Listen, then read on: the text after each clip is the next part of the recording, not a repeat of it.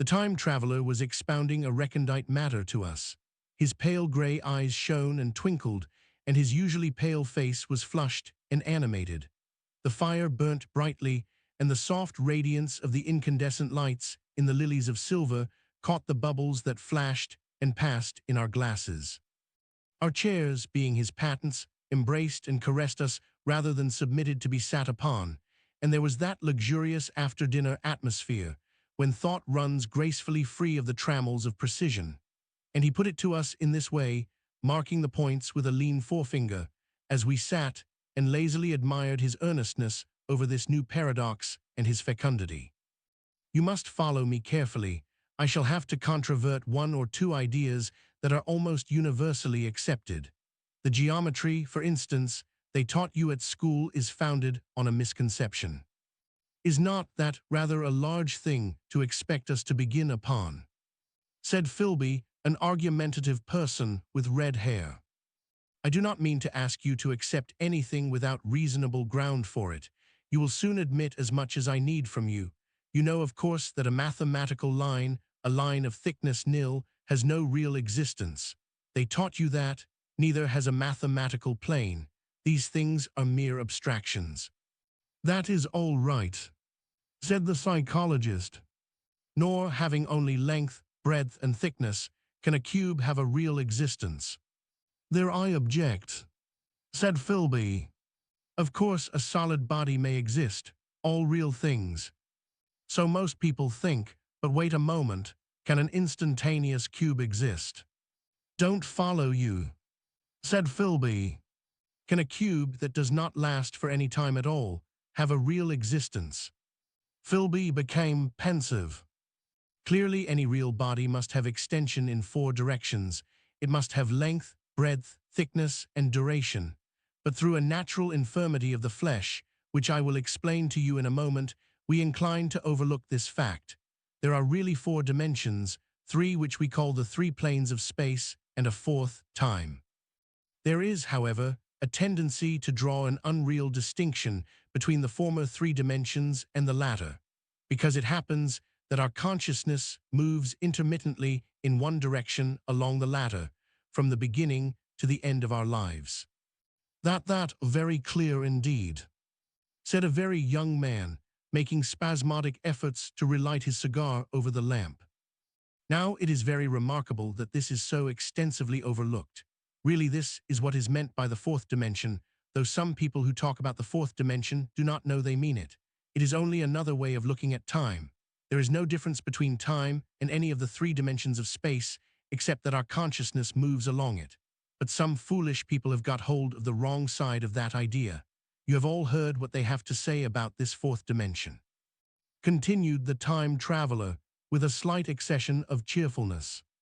I have not, said the provincial mayor. It is simply this. That space, as our mathematicians have it, is spoken of as having 3 dimensions, which one may call length, breadth, and thickness, and is always definable by reference to 3 planes, each at right angles to the others. But some philosophical people have been asking why 3 dimensions particularly, why not another direction at right angles to the other 3, and have even tried to construct a 4-dimensional geometry. Professor Simon Newcomb was expounding this to the New York Mathematical Society only a month or so ago. You know how on a flat surface, which has only 2 dimensions, we can represent a figure of a 3-dimensional solid, and similarly they think that by models of 3 dimensions they could represent one of 4, if they could master the perspective of the thing. Say, I think so, murmured the provincial mayor, and knitting his brows, he lapsed into an introspective state, his lips moving as one who repeats mystic words. Yes, I think I see it now, he said after some time, brightening in a quite transitory manner. Well, I do not mind telling you I have been at work upon this geometry of 4 dimensions for some time. Some of my results are curious. For instance, here is a portrait of a man at 8 years old, another at 15, another at 17, another at 23, and so on. All these are evidently sections, as it were, 3-dimensional representations of his 4-dimension being, which is a fixed and unalterable thing. Scientific people, proceeded the time traveler, after the pause required for the proper assimilation of this. Know very well that time is only a kind of space. Here is a popular scientific diagram, a weather record. This line I trace with my finger shows the movement of the barometer. Yesterday it was so high, yesterday night it fell, then this morning it rose again, and so gently upward to here. Surely the mercury did not trace this line in any of the dimensions of space generally recognized. But certainly it traced such a line, and that line, therefore, we must conclude, was along the time dimension. But, said the medical man, staring hard at a coal in the fire, if time is really only a fourth dimension of space, why is it, and why has it always been, regarded as something different? And why cannot we move in time as we move about in the other dimensions of space? The time traveler smiled. Are you so sure we can move freely in space? Right and left we can go, backward and forward freely enough, and men always have done so. I admit we move freely in two dimensions, but how about up and down? Gravitation limits us there. Not exactly, said the medical man. There are balloons. But before the balloons, save for spasmodic jumping and the inequalities of the surface, man had no freedom of vertical movement. Still they could move a little up and down, said the medical man. Easier, far easier down than up. And you cannot move at all in time. You cannot get away from the present moment. My dear sir, that is just where you are wrong. That is just where the whole world has gone wrong. We are always getting away from the present moment. Our mental existences, which are immaterial and have no dimensions, are passing along the time dimension with a uniform velocity from the cradle to the grave, just as we should travel down if we began our existence 50 miles above the Earth's surface. But the great difficulty is this, interrupted the psychologist. You can move about in all directions of space, but you cannot move about in time. That is the germ of my great discovery, but you are wrong to say that we cannot move about in time. For instance, if I am recalling an incident very vividly, I go back to the instant of its occurrence. I become absent-minded, as you say. I jump back for a moment. Of course, we have no means of staying back for any length of time, any more than a savage or an animal has of staying 6 feet above the ground. But a civilized man is better off than the savage in this respect.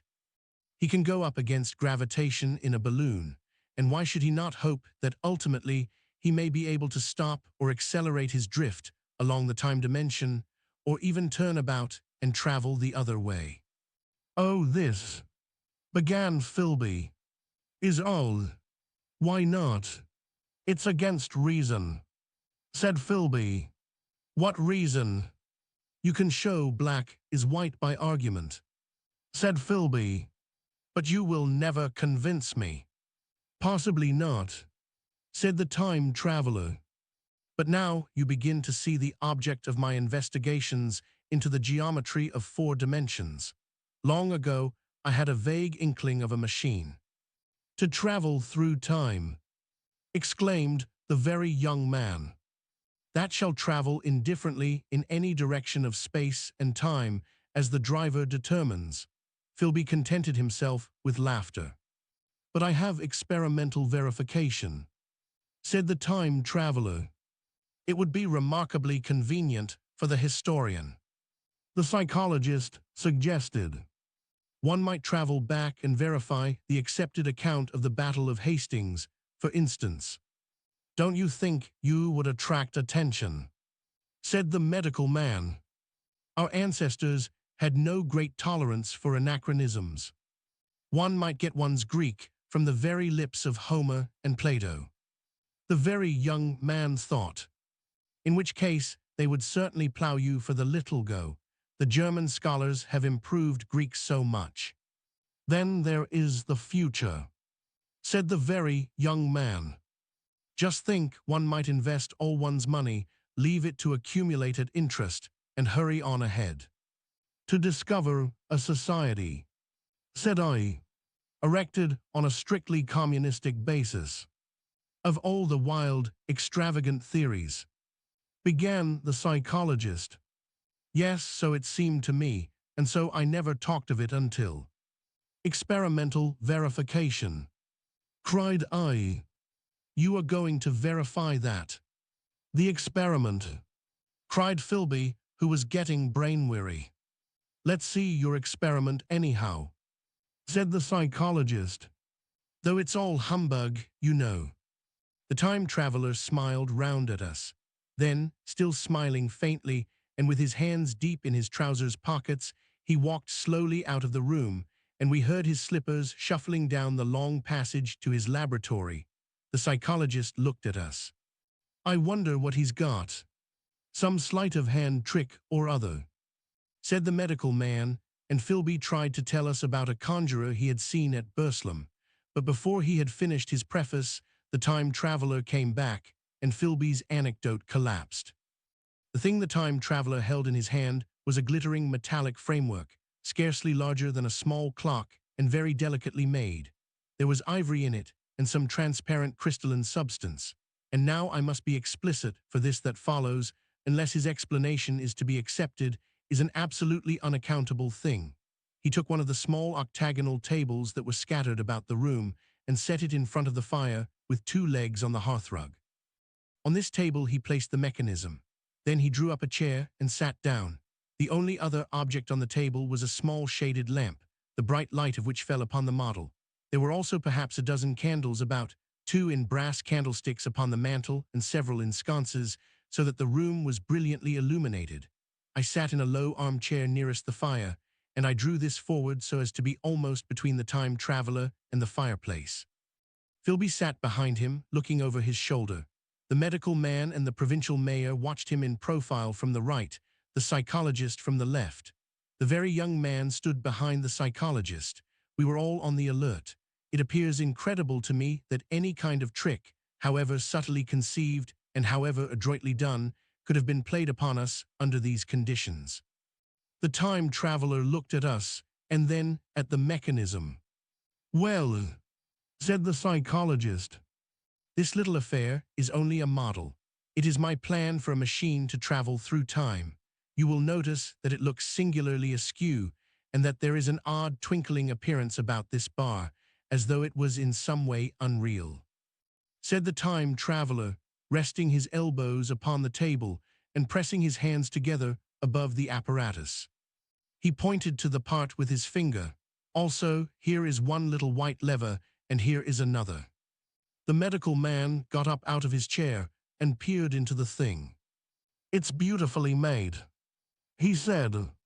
It took 2 years to make, retorted the time traveler. Then, when we had all imitated the action of the medical man, he said, now I want you clearly to understand that this lever, being pressed over, sends the machine gliding into the future, and this other reverses the motion. This saddle represents the seat of a time traveler. Presently I am going to press the lever, and off the machine will go. It will vanish, pass into future time, and disappear. Have a good look at the thing. Look at the table too, and satisfy yourselves there is no trickery. I don't want to waste this model, and then be told I'm a quack. There was a minute's pause, perhaps. The psychologist seemed about to speak to me, but changed his mind. Then the time traveler put forth his finger towards the lever. No, he said suddenly. Lend me your hand.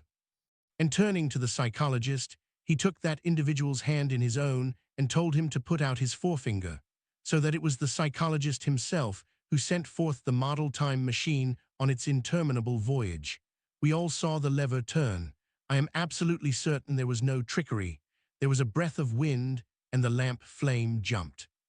One of the candles on the mantel was blown out, and the little machine suddenly swung round, became indistinct, was seen as a ghost for a second perhaps, as an eddy of faintly glittering brass and ivory, and it was gone, vanished. Save for the lamp, the table was bare. Everyone was silent for a minute. Then Philby said he was damned. The psychologist recovered from his stupor and suddenly looked under the table. At that the time traveler laughed cheerfully. Well, he said with a reminiscence of the psychologist. Then, getting up, he went to the tobacco jar on the mantel and with his back to us began to fill his pipe. We stared at each other. Look here, are you in earnest about this? Said the medical man. Do you seriously believe that that machine has traveled into time? Certainly, said the time traveler, stooping to light a spill at the fire. Then he turned, lighting his pipe, to look at the psychologist's face. What is more, I have a big machine nearly finished in there. He indicated the laboratory. And when that is put together, I mean to have a journey on my own account. You mean to say that that machine has traveled into the future? Said Philby. Into the future or the past, I don't for certain know which. After an interval, the psychologist had an inspiration. It must have gone into the past if it has gone anywhere. He said, "Why?" said the time traveler. "Because I presume that it has not moved in space, and if it traveled into the future, it would still be here all this time, since it must have traveled through this time." "But," said I, "if it traveled into the past, it would have been visible when we came first into this room, and last Thursday when we were here, and the Thursday before that, and so forth." "Serious objections," remarked the provincial mayor, with an air of impartiality, turning towards the time traveler. "Not a bit," said the time traveler, and to the psychologist. "You think you can explain that? It's presentation below the threshold, you know, diluted presentation." "Of course," said the psychologist, and reassured us. "That's a simple point of psychology. I should have thought of it. It's plain enough and helps the paradox delightfully. We cannot see it, nor can we appreciate this machine, any more than we can the spoke of a wheel spinning or a bullet flying through the air. If it is traveling through time 50 times or 100 times faster than we are, if it gets through a minute while we get through a second, the impression it creates will of course be only 1/50th or 100th of what it would make if it were not traveling in time." "That's plain enough." He passed his hand through the space in which the machine had been. "You say," he said, laughing. We sat and stared at the vacant table for a minute or so. Then the time traveler asked us what we thought of it all.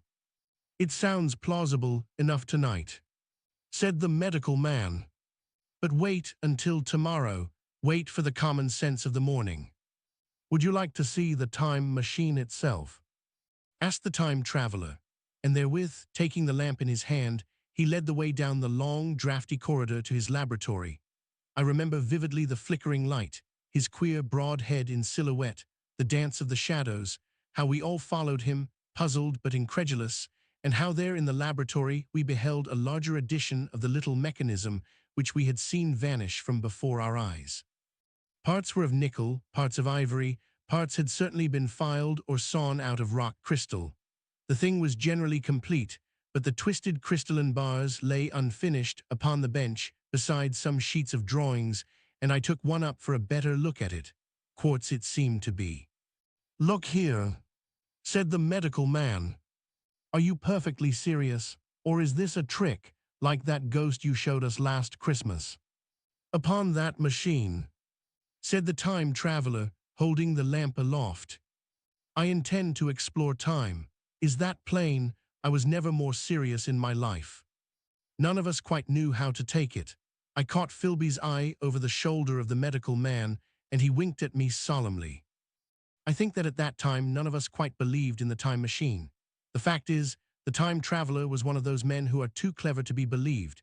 You never felt that you saw all round him. You always suspected some subtle reserve, some ingenuity in ambush behind his lucid frankness. Had Philby shown the model and explained the matter in the time traveler's words, we should have shown him far less skepticism, for we should have perceived his motives. A pork butcher could understand Philby. But the time traveler had more than a touch of whim among his elements, and we distrusted him. Things that would have made the fame of a less clever man seemed tricks in his hands. It is a mistake to do things too easily. The serious people who took him seriously never felt quite sure of his deportment. They were somehow aware that trusting their reputations for judgment with him was like furnishing a nursery with eggshell china. So I don't think any of us said very much about time traveling in the interval between that Thursday and the next, though its odd potentialities ran, no doubt, in most of our minds. Its plausibility, that is, its practical incredibleness, the curious possibilities of anachronism and of utter confusion it suggested. For my own part, I was particularly preoccupied with the trick of the model. that I remember discussing with the medical man whom I met on Friday at the Linnean. He said he had seen a similar thing at Tübingen and laid considerable stress on the blowing out of the candle, but how the trick was done he could not explain. The next Thursday I went again to Richmond. I suppose I was one of the time traveler's most constant guests, and arriving late, found 4 or 5 men already assembled in his drawing room. The medical man was standing before the fire with a sheet of paper in one hand and his watch in the other. I looked round for the time traveler, and "It's 7:30 now," said the medical man. "I suppose we'd better have dinner." "Where's?" said I, naming our host. "You've just come. It's rather odd. He's unavoidably detained. He asks me in this note to lead off with dinner at 7 if he's not back. Says he'll explain when he comes. It seems a pity to let the dinner spoil," said the editor of a well-known daily paper, and thereupon the doctor rang the bell. The psychologist was the only person besides the doctor and myself who had attended the previous dinner. The other men were blank, the editor aforementioned, a certain journalist, and another, a quiet, shy man with a beard, whom I didn't know, and who, as far as my observation went, never opened his mouth all the evening. There was some speculation at the dinner table about the time traveler's absence, and I suggested time traveling in a half-jocular spirit. The editor wanted that explained to him, and the psychologist volunteered a wooden account of the ingenious paradox and trick we had witnessed that day week. He was in the midst of his exposition when the door from the corridor opened slowly and without noise. I was facing the door and saw it first. "Hallo," I said, "at last." And the door opened wider, and the time traveler stood before us. I gave a cry of surprise. "Good heavens, man, what's the matter?" cried the medical man who saw him next, and the whole tableful turned towards the door. He was in an amazing plight. His coat was dusty and dirty and smeared with green down the sleeves, his hair disordered, and as it seemed to me grayer, either with dust and dirt or because its color had actually faded. His face was ghastly pale. His chin had a brown cut on it, a cut half-healed. His expression was haggard and drawn as by intense suffering. For a moment he hesitated in the doorway, as if he had been dazzled by the light. Then he came into the room. He walked with just such a limp as I have seen in footsore tramps. We stared at him in silence, expecting him to speak. He said not a word, but came painfully to the table and made a motion towards the wine. The editor filled a glass of champagne and pushed it towards him. He drained it, and it seemed to do him good, for he looked round the table, and the ghost of his old smile flickered across his face. "What on earth have you been up to, man?" said the doctor. The time traveler did not seem to hear. "Don't let me disturb you," he said with a certain faltering articulation. "I'm all right." He stopped, held out his glass for more, and took it off at a draught. "That's good," he said. His eyes grew brighter, and a faint color came into his cheeks. His glance flickered over our faces with a certain dull approval, and then went round the warm and comfortable room. Then he spoke again, still as it were feeling his way among his words. "I'm going to wash and dress, and then I'll come down and explain things. Save me some of that mutton. I'm starving for a bit of meat." He looked across at the editor, who was a rare visitor, and hoped he was all right. The editor began a question. "Tell you presently," said the time traveler. "I'm funny, be all right in a minute." He put down his glass and walked towards the staircase door. Again I remarked his lameness and the soft padding sound of his footfall, and standing up in my place, I saw his feet as he went out. He had nothing on them but a pair of tattered, blood-stained socks. Then the door closed upon him. I had half a mind to follow, till I remembered how he detested any fuss about himself.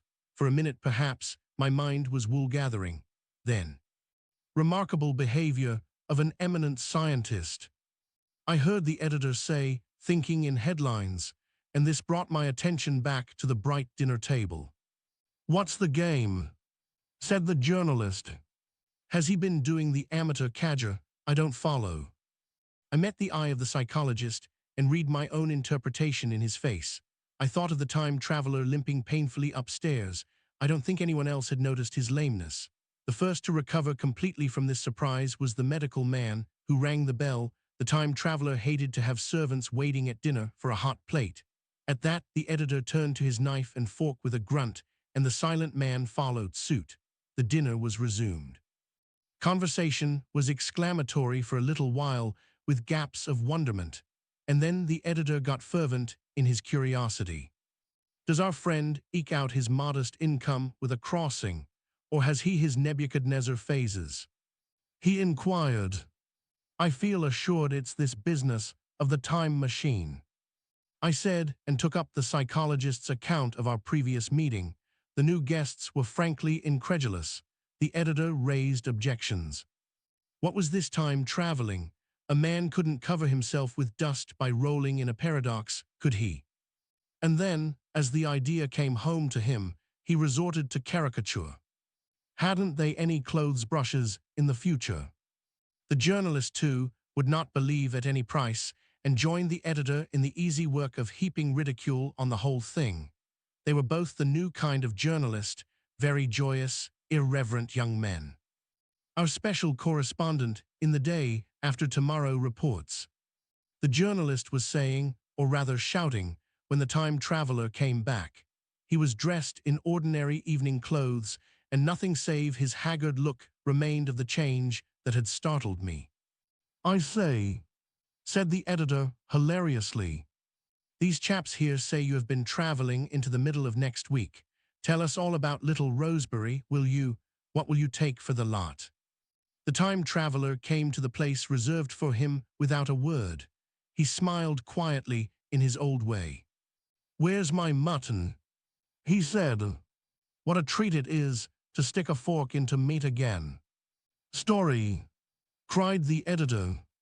Story be damned, said the time traveler.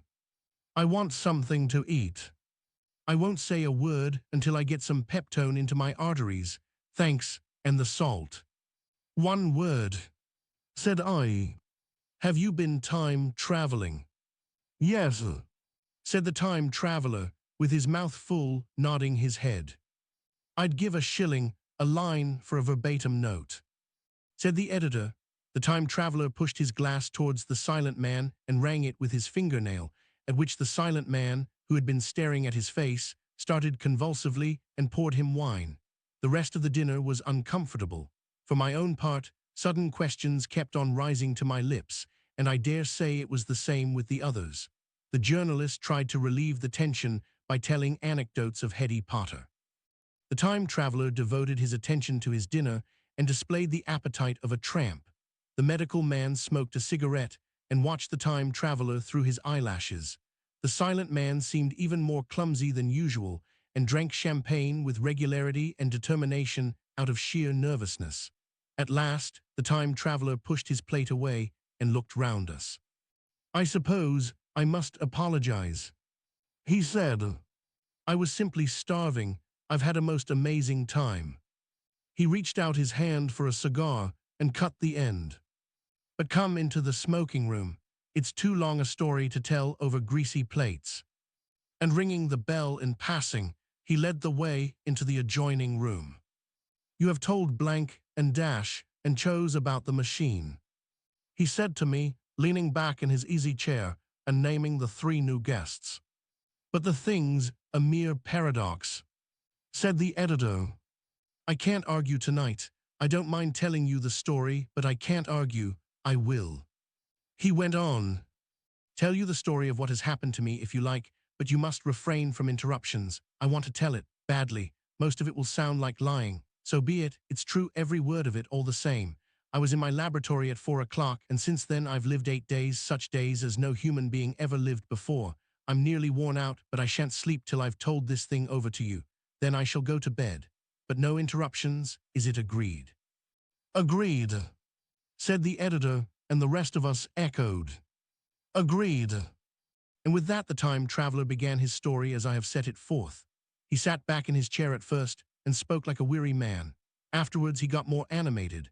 In writing it down I feel with only too much keenness the inadequacy of pen and ink, and above all my own inadequacy to express its quality. You read, I will suppose, attentively enough, but you cannot see the speaker's white, sincere face in the bright circle of the little lamp, nor hear the intonation of his voice. You cannot know how his expression followed the turns of his story. Most of us hearers were in shadow, for the candles in the smoking room had not been lighted, and only the face of the journalist and the legs of the silent man from the knees downward were illuminated. At first, we glanced now and again at each other.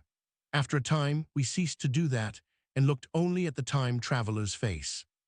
I told some of you last Thursday of the principles of the time machine and showed you the actual thing itself, incomplete in the workshop. There it is now, a little travel-worn, truly, and one of the ivory bars is cracked and a brass rail bent, but the rest of it's sound enough. I expected to finish it on Friday, but on Friday, when the putting together was nearly done, I found that one of the nickel bars was exactly 1 inch too short, and this I had to get remade, so that the thing was not complete until this morning. It was at 10 o'clock today that the first of all time machines began its career. I gave it a last tap, tried all the screws again, put one more drop of oil on the quartz rod, and sat myself in the saddle. I suppose a suicide who holds a pistol to his skull feels much the same wonder at what will come next as I felt then. I took the starting lever in one hand and the stopping one in the other, pressed the first, and almost immediately the second. I seemed to reel. I felt a nightmare sensation of falling, and looking round I saw the laboratory exactly as before. Had anything happened? For a moment I suspected that my intellect had tricked me. Then I noted the clock. A moment before, as it seemed, it had stood at a minute or so past 10. Now it was nearly 3:30. I drew a breath, set my teeth, gripped the starting lever with both hands, and went off with a thud. The laboratory got hazy and went dark. Mrs. Watchett came in and walked, apparently without seeing me, towards the garden door. I suppose it took her a minute or so to traverse the place, but to me she seemed to shoot across the room like a rocket. I pressed the lever over to its extreme position. The night came like the turning out of a lamp, and in another moment came tomorrow. The laboratory grew faint and hazy, then fainter and ever fainter. Tomorrow night came black, then day again, night again, day again, faster and faster still. An eddying murmur filled my ears, and a strange, dumb confusedness descended on my mind. I am afraid I cannot convey the peculiar sensations of time traveling. They are excessively unpleasant.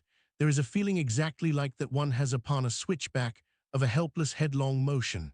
I felt the same horrible anticipation, too, of an imminent smash. As I put on pace, night followed day like the flapping of a black wing. The dim suggestion of the laboratory seemed presently to fall away from me, and I saw the sun hopping swiftly across the sky, leaping it every minute, and every minute marking a day. I supposed the laboratory had been destroyed, and I had come into the open air. I had a dim impression of scaffolding, but I was already going too fast to be conscious of any moving things. The slowest snail that ever crawled dashed by too fast for me.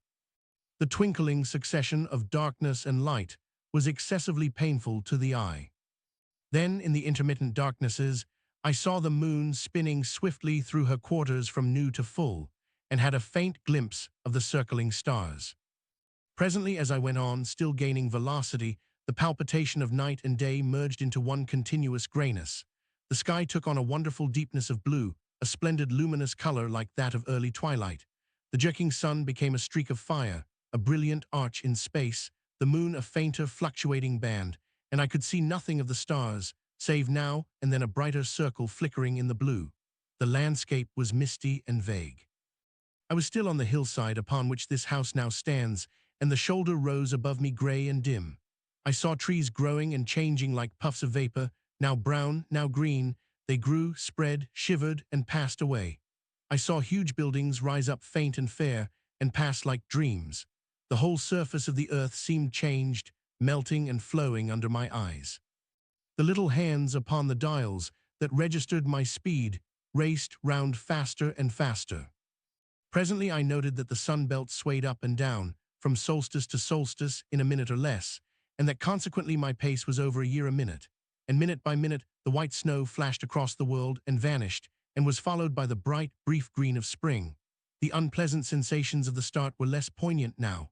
They merged at last into a kind of hysterical exhilaration. I remarked, indeed, a clumsy swaying of the machine for which I was unable to account. But my mind was too confused to attend to it, So with a kind of madness growing upon me, I flung myself into futurity. At first I scarce thought of stopping, scarce thought of anything but these new sensations. But presently a fresh series of impressions grew up in my mind, a certain curiosity, and therewith a certain dread, until at last they took complete possession of me. What strange developments of humanity, what wonderful advances upon our rudimentary civilization, I thought, might not appear when I came to look nearly into the dim elusive world that raced and fluctuated before my eyes. I saw great and splendid architecture rising about me, more massive than any buildings of our own time, and yet, as it seemed, built of glimmer and mist. I saw a richer green flow up the hillside and remain there without any wintry intermission. Even through the veil of my confusion, the earth seemed very fair, and so my mind came round to the business of stopping. The peculiar risk lay in the possibility of my finding some substance in the space which I, or the machine, occupied. So long as I traveled at a high velocity through time, this scarcely mattered. I was, so to speak, attenuated, was slipping like a vapor through the interstices of intervening substances. But to come to a stop involved the jamming of myself, molecule by molecule, into whatever lay in my way, meant bringing my atoms into such intimate contact with those of the obstacle that a profound chemical reaction, possibly a far-reaching explosion, would result, and blow myself and my apparatus out of all possible dimensions into the unknown. This possibility had occurred to me again and again while I was making the machine, but then I had cheerfully accepted it as an unavoidable risk, one of the risks a man has got to take. Now the risk was inevitable. I no longer saw it in the same cheerful light. The fact is that, insensibly, the absolute strangeness of everything, the sickly jarring and swaying of the machine, above all, the feeling of prolonged falling, had absolutely upset my nerves. I told myself that I could never stop, and with a gust of petulance, I resolved to stop forthwith. Like an impatient fool, I lugged over the lever, and incontinently the thing went reeling over, and I was flung headlong through the air. There was the sound of a clap of thunder in my ears. I may have been stunned for a moment. A pitiless hail was hissing round me, and I was sitting on soft turf in front of the overset machine. Everything still seemed grey, but presently I remarked that the confusion in my ears was gone. I looked round me. I was on what seemed to be a little lawn in a garden, surrounded by rhododendron bushes, and I noticed that their mauve and purple blossoms were dropping in a shower under the beating of the hailstones. The rebounding, dancing hail hung in a little cloud over the machine and drove along the ground like smoke. In a moment, I was wet to the skin. "Fine hospitality," said I to a man who has traveled innumerable years to see you. Presently I thought what a fool I was to get wet. I stood up and looked round me. A colossal figure, carved apparently in some white stone, loomed indistinctly beyond the rhododendrons through the hazy downpour, but all else of the world was invisible. My sensations would be hard to describe. As the columns of hail grew thinner, I saw the white figure more distinctly. It was very large, for a silver birch tree touched its shoulder. It was of white marble, in shape something like a winged sphinx, but the wings, instead of being carried vertically at the sides, were spread so that it seemed to hover. The pedestal, it appeared to me, was of bronze and was thick with verdigris. It chanced that the face was towards me, the sightless eyes seemed to watch me, there was the faint shadow of a smile on the lips. It was greatly weather-worn, and that imparted an unpleasant suggestion of disease. I stood looking at it for a little space, half a minute perhaps, or half an hour. It seemed to advance and to recede as the hail drove before it denser or thinner. At last I tore my eyes from it for a moment, and saw that the hail curtain had worn threadbare, and that the sky was lightening with the promise of the sun. I looked up again at the crouching white shape, and the full temerity of my voyage came suddenly upon me. What might appear when that hazy curtain was altogether withdrawn? What might not have happened to men? What if cruelty had grown into a common passion? What if in this interval the race had lost its manliness, and had developed into something inhuman, unsympathetic, and overwhelmingly powerful? I might seem some old-world savage animal, only the more dreadful and disgusting for our common likeness, a foul creature to be incontinently slain. Already I saw other vast shapes, huge buildings with intricate parapets and tall columns, with a wooded hillside dimly creeping in upon me through the lessening storm. I was seized with a panic fear.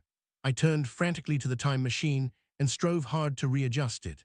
As I did so, the shafts of the sun smote through the thunderstorm. The gray downpour was swept aside and vanished like the trailing garments of a ghost. Above me, in the intense blue of the summer sky, some faint brown shreds of cloud whirled into nothingness. The great buildings about me stood out clear and distinct, shining with the wet of the thunderstorm and picked out in white by the unmelted hailstones piled along their courses. I felt naked in a strange world. I felt as perhaps a bird may feel in the clear air, knowing the hawk wings above and will swoop. My fear grew to frenzy. I took a breathing space, set my teeth, and again grappled fiercely, wrist and knee, with the machine. It gave under my desperate onset and turned over. It struck my chin violently. One hand on the saddle, the other on the lever, I stood panting heavily in attitude to mount again. But with this recovery of a prompt retreat, my courage recovered. I looked more curiously and less fearfully at this world of the remote future. In a circular opening, high up in the wall of the nearer house, I saw a group of figures clad in rich, soft robes. They had seen me, and their faces were directed towards me. Then I heard voices approaching me. Coming through the bushes by the white Sphinx were the heads and shoulders of men running. One of these emerged in a pathway leading straight to the little lawn upon which I stood with my machine. He was a slight creature, perhaps 4 feet high, clad in a purple tunic, girdled at the waist with a leather belt. Sandals or buskins, I could not clearly distinguish which, were on his feet. His legs were bare to the knees, and his head was bare. Noticing that, I noticed for the first time how warm the air was. He struck me as being a very beautiful and graceful creature, but indescribably frail. His flushed face reminded me of the more beautiful kind of consumptive, that hectic beauty of which we used to hear so much. At the sight of him, I suddenly regained confidence.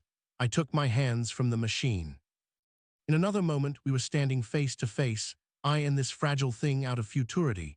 He came straight up to me and laughed into my eyes. The absence from his bearing of any sign of fear struck me at once. Then he turned to the 2 others who were following him and spoke to them in a strange and very sweet and liquid tongue. There were others coming, and presently a little group of perhaps 8 or 10 of these exquisite creatures were about me. One of them addressed me. It came into my head, oddly enough, that my voice was too harsh and deep for them. So I shook my head and, pointing to my ears, shook it again. He came a step forward, hesitated, and then touched my hand. Then I felt other soft little tentacles upon my back and shoulders. They wanted to make sure I was real. There was nothing in this at all alarming. Indeed, there was something in these pretty little people that inspired confidence, a graceful gentleness, a certain childlike ease. And besides, they looked so frail that I could fancy myself flinging the whole dozen of them about like ninepins. But I made a sudden motion to warn them when I saw their little pink hands feeling at the time machine. Happily then, when it was not too late, I thought of a danger I had hitherto forgotten, and reaching over the bars of the machine, I unscrewed the little levers that would set it in motion, and put these in my pocket. Then I turned again to see what I could do in the way of communication. And then, looking more nearly into their features, I saw some further peculiarities in their Dresden china type of prettiness. Their hair, which was uniformly curly, came to a sharp end at the neck and cheek. There was not the faintest suggestion of it on the face, and their ears were singularly minute. The mouths were small, with bright red, rather thin lips, and the little chins ran to a point. The eyes were large and mild, and this may seem egotism on my part. I fancied even that there was a certain lack of the interest I might have expected in them. As they made no effort to communicate with me, but simply stood round me smiling and speaking in soft, cooing notes to each other, I began the conversation. I pointed to the time machine and to myself. Then, hesitating for a moment how to express time, I pointed to the sun. At once a quaintly pretty little figure in checkered purple and white followed my gesture, and then astonished me by imitating the sound of thunder. For a moment I was staggered, though the import of his gesture was plain enough. The question had come into my mind abruptly: were these creatures fools? You may hardly understand how it took me. You see, I had always anticipated that the people of the year 800 and 2000 odd would be incredibly in front of us in knowledge, art, everything. Then one of them suddenly asked me a question that showed him to be on the intellectual level of one of our 5-year-old children, asked me, in fact, if I had come from the sun in a thunderstorm. It let loose the judgment I had suspended upon their clothes, their frail light limbs, and fragile features. A flow of disappointment rushed across my mind. For a moment, I felt that I had built the time machine in vain. I nodded, pointed to the sun, and gave them such a vivid rendering of a thunderclap as startled them. They all withdrew a pace or so and bowed. Then came one laughing towards me, carrying a chain of beautiful flowers altogether new to me, and put it about my neck. The idea was received with melodious applause, and presently they were all running to and fro for flowers, and laughingly flinging them upon me until I was almost smothered with blossom. You who have never seen the like can scarcely imagine what delicate and wonderful flowers countless years of culture had created. Then someone suggested that their plaything should be exhibited in the nearest building, and so I was led past the Sphinx of white marble, which had seemed to watch me all the while with a smile at my astonishment, towards a vast grey edifice of fretted stone. As I went with them, the memory of my confident anticipations of a profoundly grave and intellectual posterity came, with irresistible merriment, to my mind. The building had a huge entry and was altogether of colossal dimensions. I was naturally most occupied with the growing crowd of little people and with the big open portals that yawned before me shadowy and mysterious. My general impression of the world I saw over their heads was a tangled waste of beautiful bushes and flowers, a long neglected and yet weedless garden. I saw a number of tall spikes of strange white flowers, measuring a foot perhaps across the spread of the waxen petals. They grew scattered, as if wild, among the variegated shrubs, but as I say, I did not examine them closely at this time. The time machine was left deserted on the turf among the rhododendrons. The arch of the doorway was richly carved, but naturally I did not observe the carving very narrowly, though I fancied I saw suggestions of old Phoenician decorations as I passed through, and it struck me that they were very badly broken and weather-worn. Several more brightly clad people met me in the doorway, and so we entered. I dressed in dingy 19th-century garments, looking grotesque enough, garlanded with flowers, and surrounded by an eddying mass of bright, soft-colored robes and shining white limbs, in a melodious whirl of laughter and laughing speech. The big doorway opened into a proportionately great hall hung with brown. The roof was in shadow, and the windows, partially glazed with colored glass and partially unglazed, admitted a tempered light. The floor was made up of huge blocks of some very hard white metal, not plates nor slabs, blocks, and it was so much worn, as I judged by the going to and fro of past generations, as to be deeply channeled along the more frequented ways. Transverse to the length were innumerable tables made of slabs of polished stone, raised, perhaps, a foot from the floor, and upon these were heaps of fruits. Some I recognized as a kind of hypertrophied raspberry and orange, but for the most part they were strange. Between the tables was scattered a great number of cushions. Upon these my conductors seated themselves, signing for me to do likewise.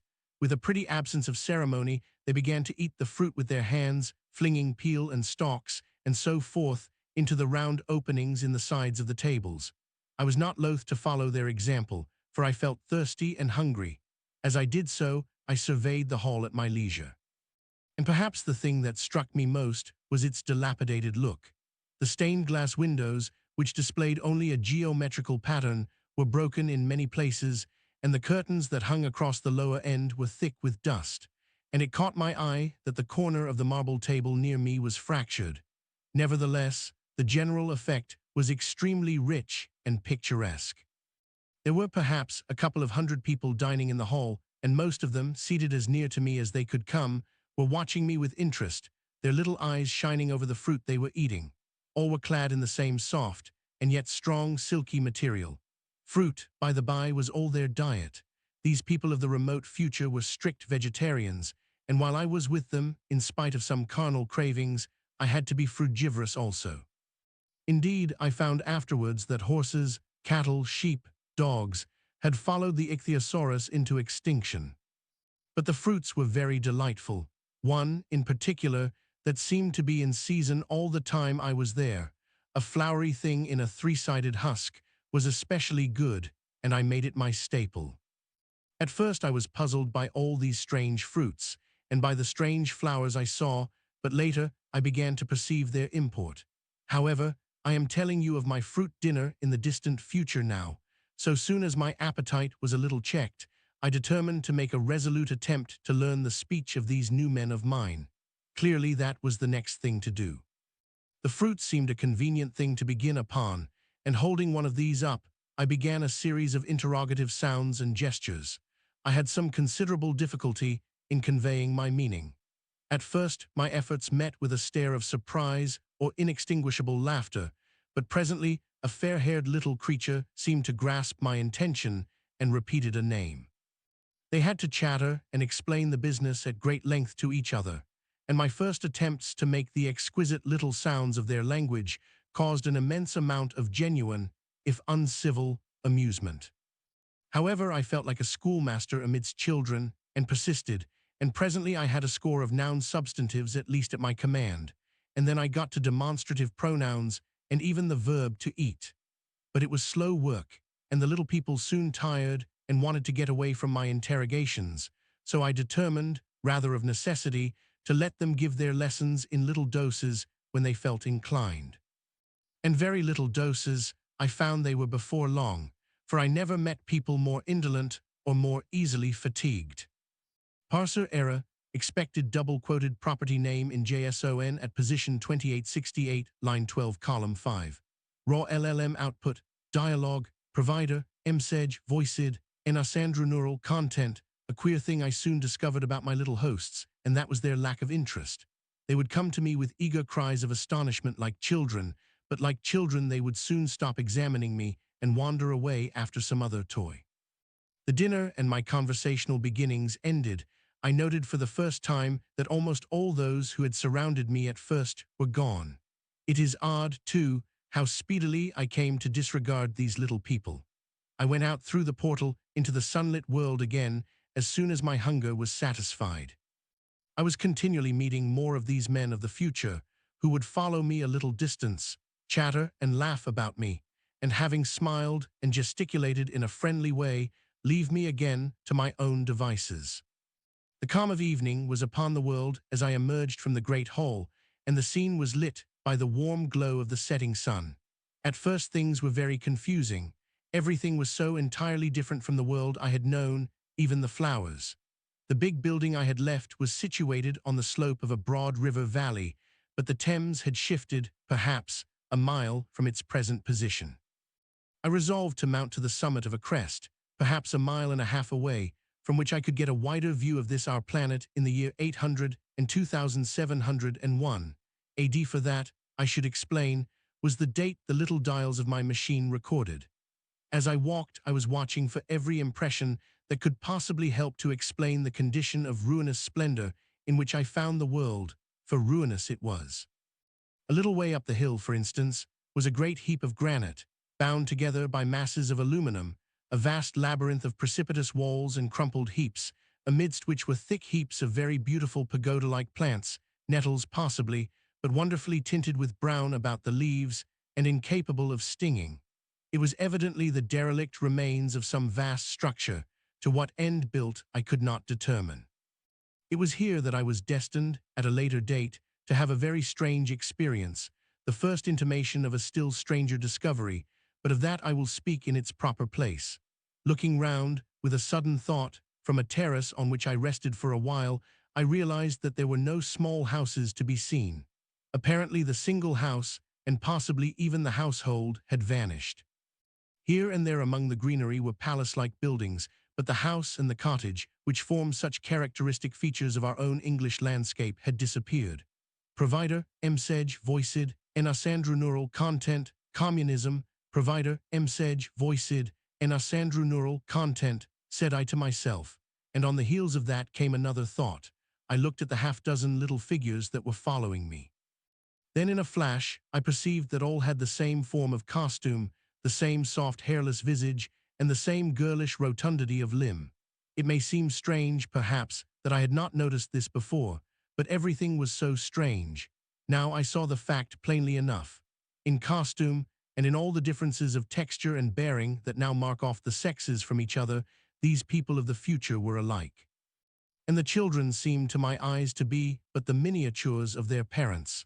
I judged then that the children of that time were extremely precocious, physically at least, and I found afterwards abundant verification of my opinion. Seeing the ease and security in which these people were living, I felt that this close resemblance of the sexes was after all what one would expect. For the strength of a man and the softness of a woman, the institution of the family, and the differentiation of occupations, are mere militant necessities of an age of physical force. Where population is balanced and abundant, much childbearing becomes an evil rather than a blessing to the state.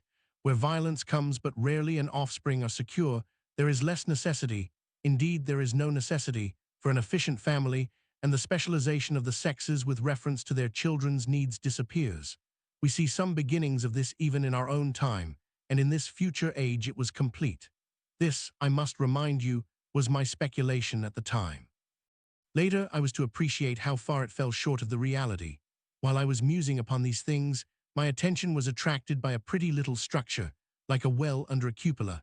I thought in a transitory way of the oddness of wells still existing, and then resumed the thread of my speculations.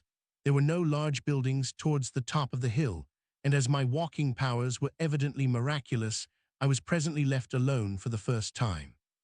With a strange sense of freedom and adventure, I pushed on up to the crest. There I found a seat of some yellow metal that I did not recognize, corroded in places with a kind of pinkish rust and half smothered in soft moss, the armrests cast and filed into the resemblance of griffins' heads. I sat down on it, and I surveyed the broad view of our old world under the sunset of that long day. It was as sweet and fair a view as I have ever seen. The sun had already gone below the horizon, and the west was flaming gold, touched with some horizontal bars of purple and crimson. Below was the valley of the Thames, in which the river lay like a band of burnished steel. I have already spoken of the great palaces dotted about among the variegated greenery, some in ruins and some still occupied. Here and there rose a white or silvery figure in the waste garden of the earth. Here and there came the sharp vertical line of some cupola or obelisk. There were no hedges, no signs of proprietary rights, no evidences of agriculture.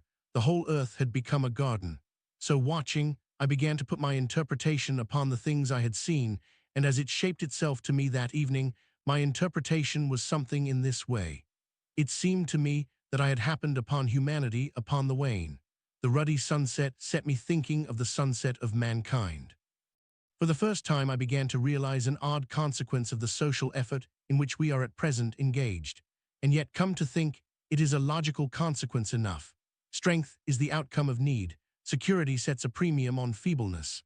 The work of ameliorating the conditions of life, the true civilizing process that makes life more and more secure, had gone steadily on to a climax. One triumph of a united humanity over nature had followed another. Things that are now mere dreams had become projects deliberately put in hand and carried forward, and the harvest was what I saw. After all, the sanitation and the agriculture of today are still in the rudimentary stage. The science of our time has attacked but a little department of the field of human disease, but even so, it spreads its operations very steadily and persistently. Our agriculture and horticulture destroy a weed just here and there and cultivate perhaps a score or so of wholesome plants, leaving the greater number to fight out a balance as they can. We improve our favorite plants and animals, and how few they are gradually by selective breeding, now a new and better peach, now a seedless grape, now a sweeter and larger flower, now a more convenient breed of cattle.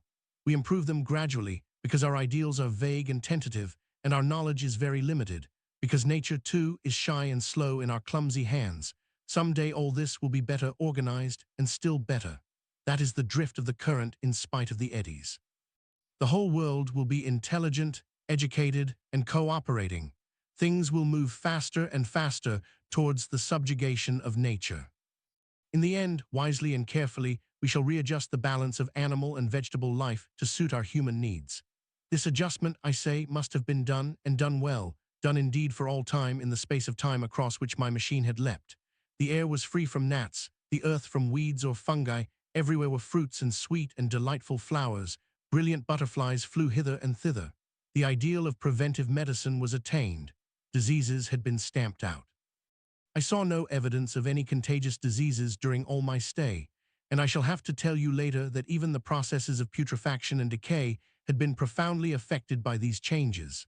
Social triumphs, too, had been affected.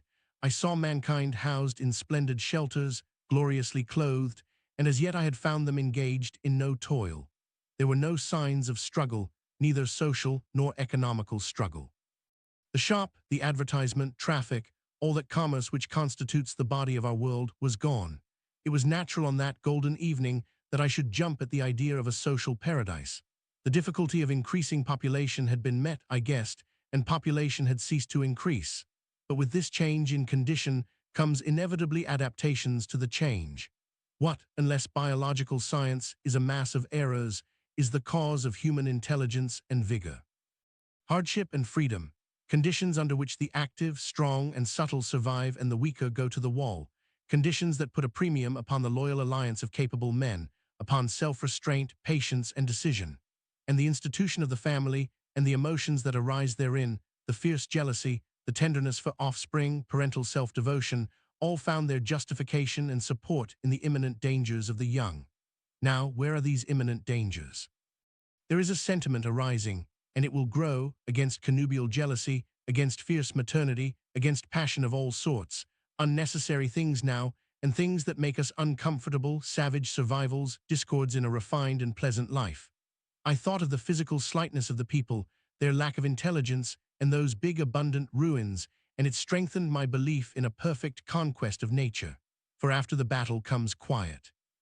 Humanity had been strong, energetic, and intelligent, and had used all its abundant vitality to alter the conditions under which it lived. And now came the reaction of the altered conditions.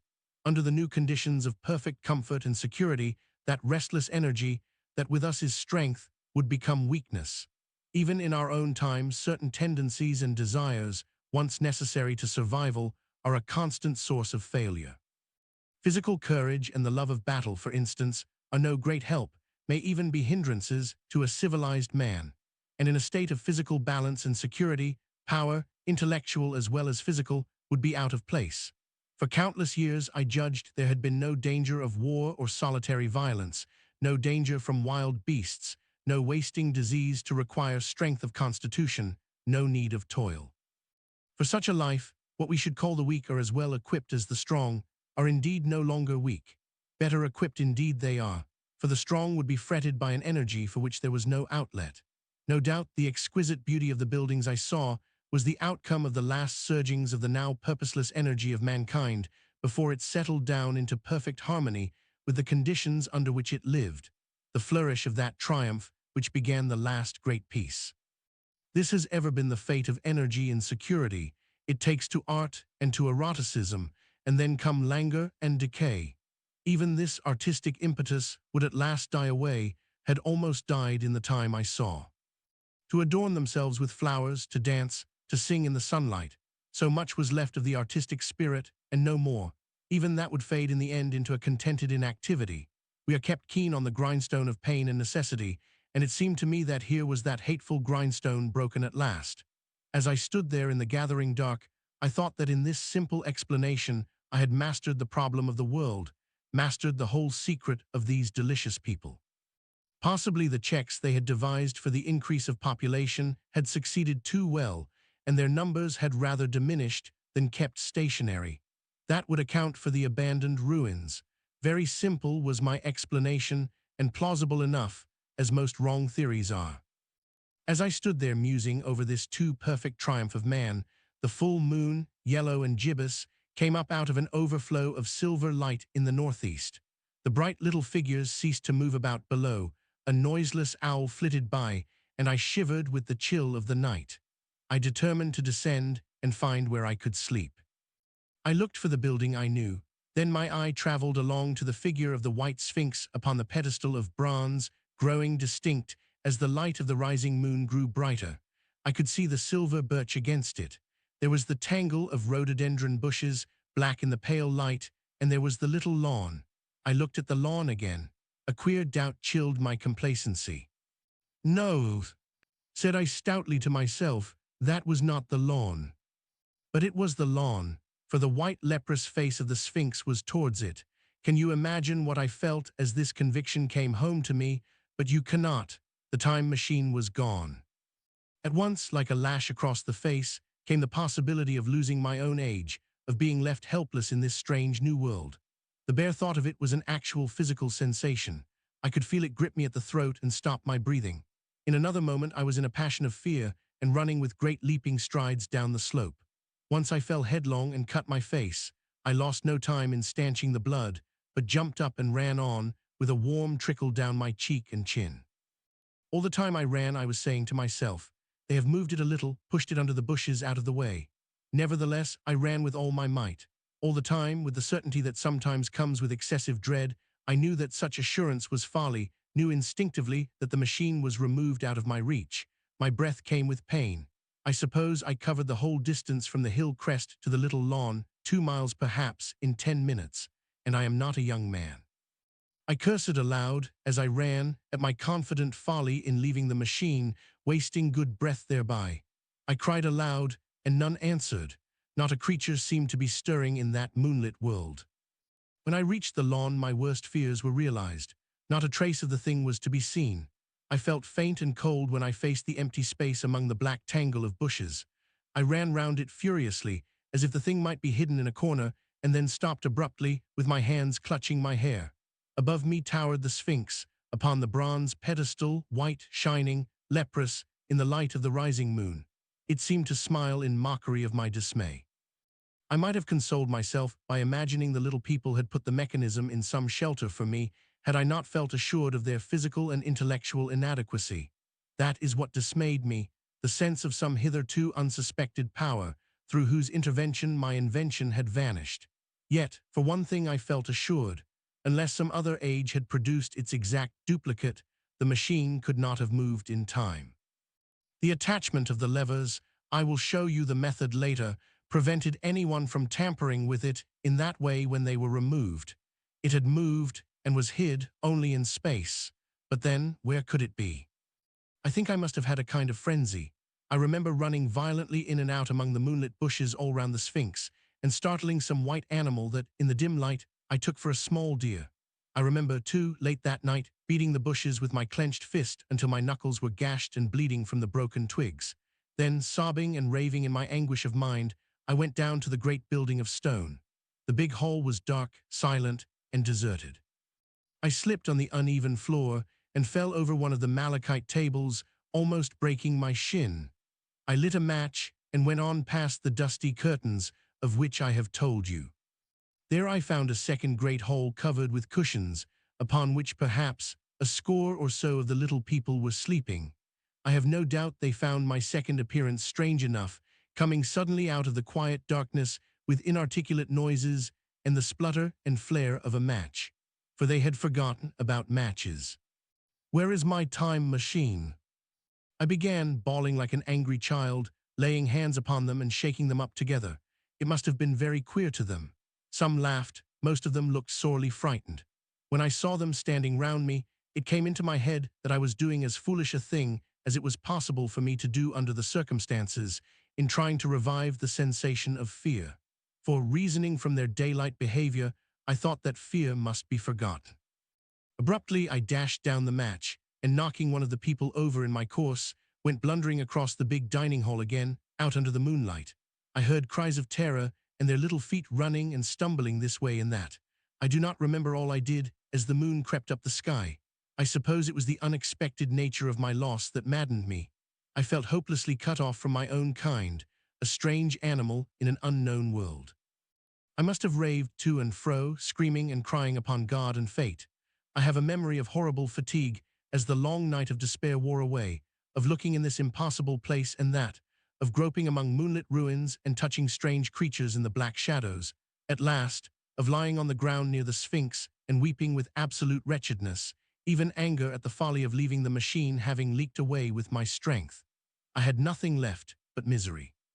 Then I slept, and when I woke again it was full day, and a couple of sparrows were hopping round me on the turf within reach of my arm.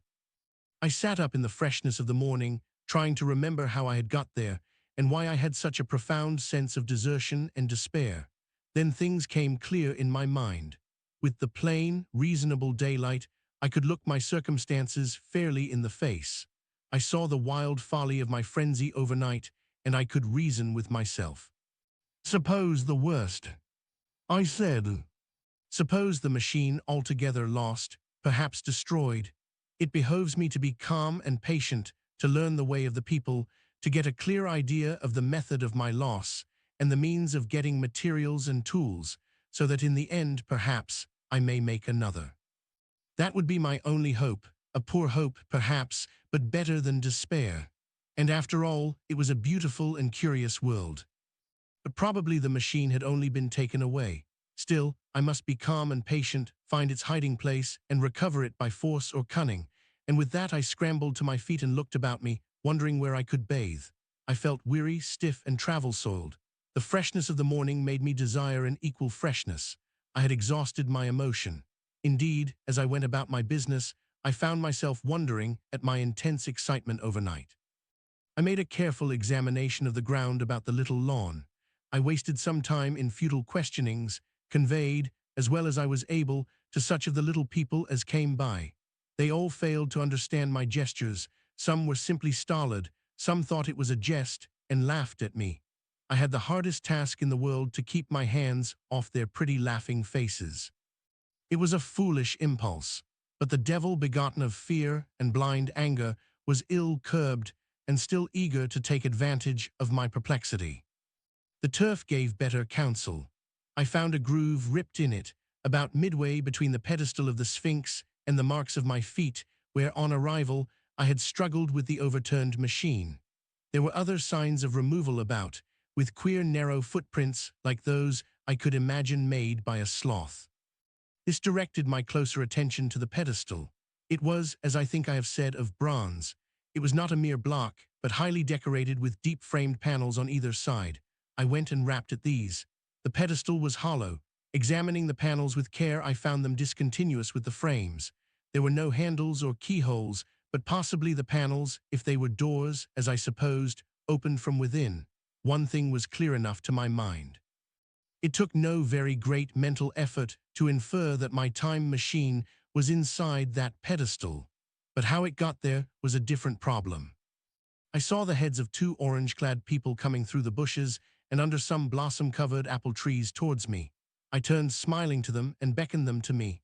They came, and then, pointing to the bronze pedestal, I tried to intimate my wish to open it. But at my first gesture towards this they behaved very oddly. I don't know how to convey their expression to you. Suppose you were to use a grossly improper gesture to a delicate-minded woman, it is how she would look. They went off as if they had received the last possible insult. I tried a sweet-looking little chap in white next, with exactly the same result. Somehow his manner made me feel ashamed of myself, but as you know, I wanted the time machine, and I tried him once more.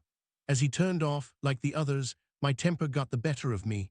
In 3 strides I was after him, had him by the loose part of his robe round the neck, and began dragging him towards the Sphinx. Then I saw the horror and repugnance of his face, and all of a sudden I let him go. But I was not beaten yet. I banged with my fist at the bronze panels. I thought I heard something stir inside. To be explicit, I thought I heard a sound like a chuckle, but I must have been mistaken. Then I got a big pebble from the river and came and hammered till I had flattened a coil in the decorations, and the verdigris came off in powdery flakes. The delicate little people must have heard me hammering in gusty outbreaks a mile away on either hand, but nothing came of it. I saw a crowd of them upon the slopes, looking furtively at me. At last, hot and tired, I sat down to watch the place. But I was too restless to watch long. I am too occidental for a long vigil. I could work at a problem for years, but to wait inactive for 24 hours, that is another matter. I got up after a time and began walking aimlessly through the bushes towards the hill again.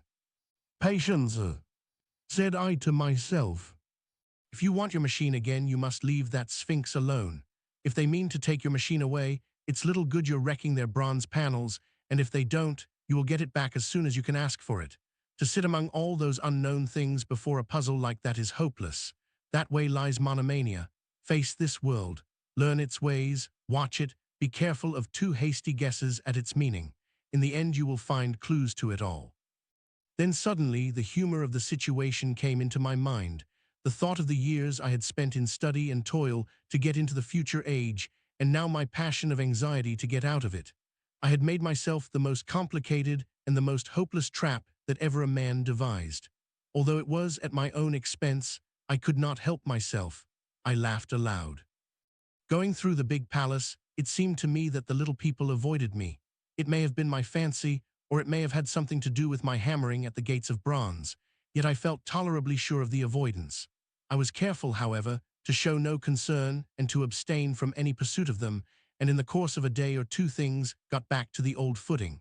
I made what progress I could in the language, and in addition I pushed my explorations here and there. Either I missed some subtle point, or their language was excessively simple, almost exclusively composed of concrete substantives and verbs. There seemed to be few, if any, abstract terms or little use of figurative language. Their sentences were usually simple and of two words, and I failed to convey or understand any but the simplest propositions. I determined to put the thought of my time machine and the mystery of the bronze doors under the Sphinx as much as possible in a corner of memory until my growing knowledge would lead me back to them in a natural way. Yet a certain feeling, you may understand, tethered me in a circle of a few miles round the point of my arrival. So far as I could see, all the world displayed the same exuberant richness as the Thames Valley. From every hill I climbed I saw the same abundance of splendid buildings, endlessly varied in material and style, the same clustering thickets of evergreens, the same blossom-laden trees and tree ferns. Here and there water shone like silver, and beyond, the land rose into blue undulating hills, and so faded into the serenity of the sky. A peculiar feature, which presently attracted my attention, was the presence of certain circular wells, several, as it seemed to me, of a very great depth. One lay by the path up the hill which I had followed during my first walk. Like the others, it was rimmed with bronze, curiously wrought, and protected by a little cupola from the rain. Sitting by the side of these wells and peering down into the shafted darkness, I could see no gleam of water, nor could I start any reflection with a lighted match. But in all of them I heard a certain sound, a thud, thud, thud, like the beating of some big engine, and I discovered, from the flaring of my matches, that a steady current of air set down the shafts. Further, I threw a scrap of paper into the throat of one, and instead of fluttering slowly down, it was at once sucked swiftly out of sight. After a time, too, I came to connect these wells with tall towers standing here and there upon the slopes, for above them there was often just such a flicker in the air as one sees on a hot day above a sun-scorched beach. Putting things together, I reached a strong suggestion of an extensive system of subterranean ventilation, whose true import it was difficult to imagine. I was at first inclined to associate it with the sanitary apparatus of these people. It was an obvious conclusion, but it was absolutely wrong. And here I must admit that I learnt very little of drains and bells and modes of conveyance, and the like conveniences during my time in this real future. In some of these visions of utopias and coming times which I have read, there is a vast amount of detail about building and social arrangements and so forth. But while such details are easy enough to obtain when the whole world is contained in one's imagination, they are altogether inaccessible to a real traveler amid such realities as I found here. Conceive the tale of London which a Negro, fresh from Central Africa, would take back to his tribe.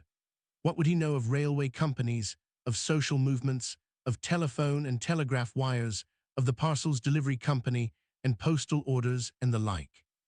Yet we, at least, should be willing enough to explain these things to him, and even of what he knew, how much could he make his untraveled friend either apprehend or believe?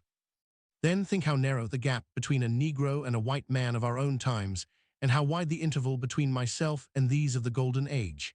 I was sensible of much which was unseen, and which contributed to my comfort, but save for a general impression of automatic organization, I fear I can convey very little of the difference to your mind.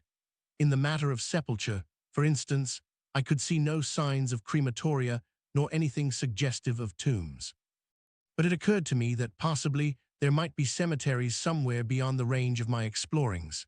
This, again, was a question I deliberately put to myself, and my curiosity was at first entirely defeated upon the point.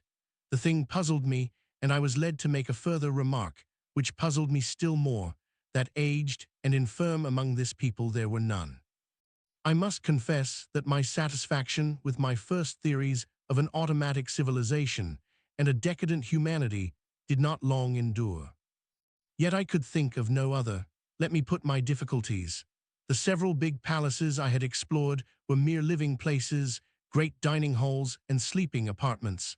I could find no machinery, no appliances of any kind. Yet these people were clothed in pleasant fabrics that must at times need renewal, and their sandals, though undecorated, were fairly complex specimens of metalwork. Somehow such things must be made, and the little people displayed no vestige of a creative tendency. There were no shops, no workshops, no sign of importations among them. They spent all their time in playing gently, in bathing in the river, in making love in a half-playful fashion, in eating fruit and sleeping. I could not see how things were kept going. Then again about the time machine, something I knew not what had taken it into the hollow pedestal of the white Sphinx. Why, for the life of me I could not imagine. Those waterless wells too, those flickering pillars. I felt I lacked a clue. I felt, how shall I put it? Suppose you found an inscription with sentences here and there in excellent plain English, and interpolated therewith others made up of words, of letters even, absolutely unknown to you. Well, on the third day of my visit, that was how the world of 800 and 2701 presented itself to me. That day, too, I made a friend of a sort. It happened that, as I was watching some of the little people bathing in a shallow, one of them was seized with cramp and began drifting downstream. The main current ran rather swiftly, but not too strongly for even a moderate swimmer. It will give you an idea, therefore, of the strange deficiency in these creatures, when I tell you that none made the slightest attempt to rescue the weakly crying little thing which was drowning before their eyes. When I realized this, I hurriedly slipped off my clothes, and wading in at a point lower down, I caught the poor mite and drew her safe to land. A little rubbing of the limbs soon brought her round, and I had the satisfaction of seeing she was all right before I left her. I had got to such a low estimate of her kind that I did not expect any gratitude from her. In that, however, I was wrong. This happened in the morning. In the afternoon, I met my little woman, as I believe it was, as I was returning towards my center from an exploration, and she received me with cries of delight and presented me with a big garland of flowers, evidently made for me and me alone. The thing took my imagination. Very possibly, I had been feeling desolate. At any rate, I did my best to display my appreciation of the gift. We were soon seated together in a little stone arbor, engaged in conversation chiefly of smiles. The creature's friendliness affected me exactly as a child's might have done. We passed each other flowers, and she kissed my hands. I did the same to hers. Then I tried talk and found that her name was Weena, which, though I don't know what it meant, somehow seemed appropriate enough. That was the beginning of a queer friendship which lasted a week and ended, as I will tell you. She was exactly like a child. She wanted to be with me always.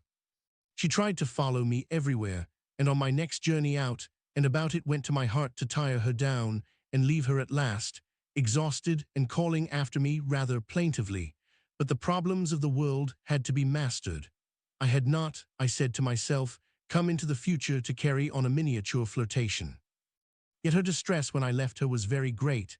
Her expostulations at the parting were sometimes frantic, and I think, altogether, I had as much trouble as comfort from her devotion. Nevertheless, she was somehow a very great comfort. I thought it was mere childish affection that made her cling to me. Until it was too late, I did not clearly know what I had inflicted upon her when I left her. Nor until it was too late did I clearly understand what she was to me. For by merely seeming fond of me, and showing in her weak, futile way that she cared for me, the little doll of a creature presently gave my return to the neighborhood of the white Sphinx almost the feeling of coming home, and I would watch for her tiny figure of white and gold so soon as I came over the hill. It was from her, too, that I learnt that fear had not yet left the world. She was fearless enough in the daylight, and she had the oddest confidence in me. For once, in a foolish moment, I made threatening grimaces at her, and she simply laughed at them. But she dreaded the dark, dreaded shadows, dreaded black things. Darkness to her was the one thing dreadful. It was a singularly passionate emotion, and it set me thinking and observing.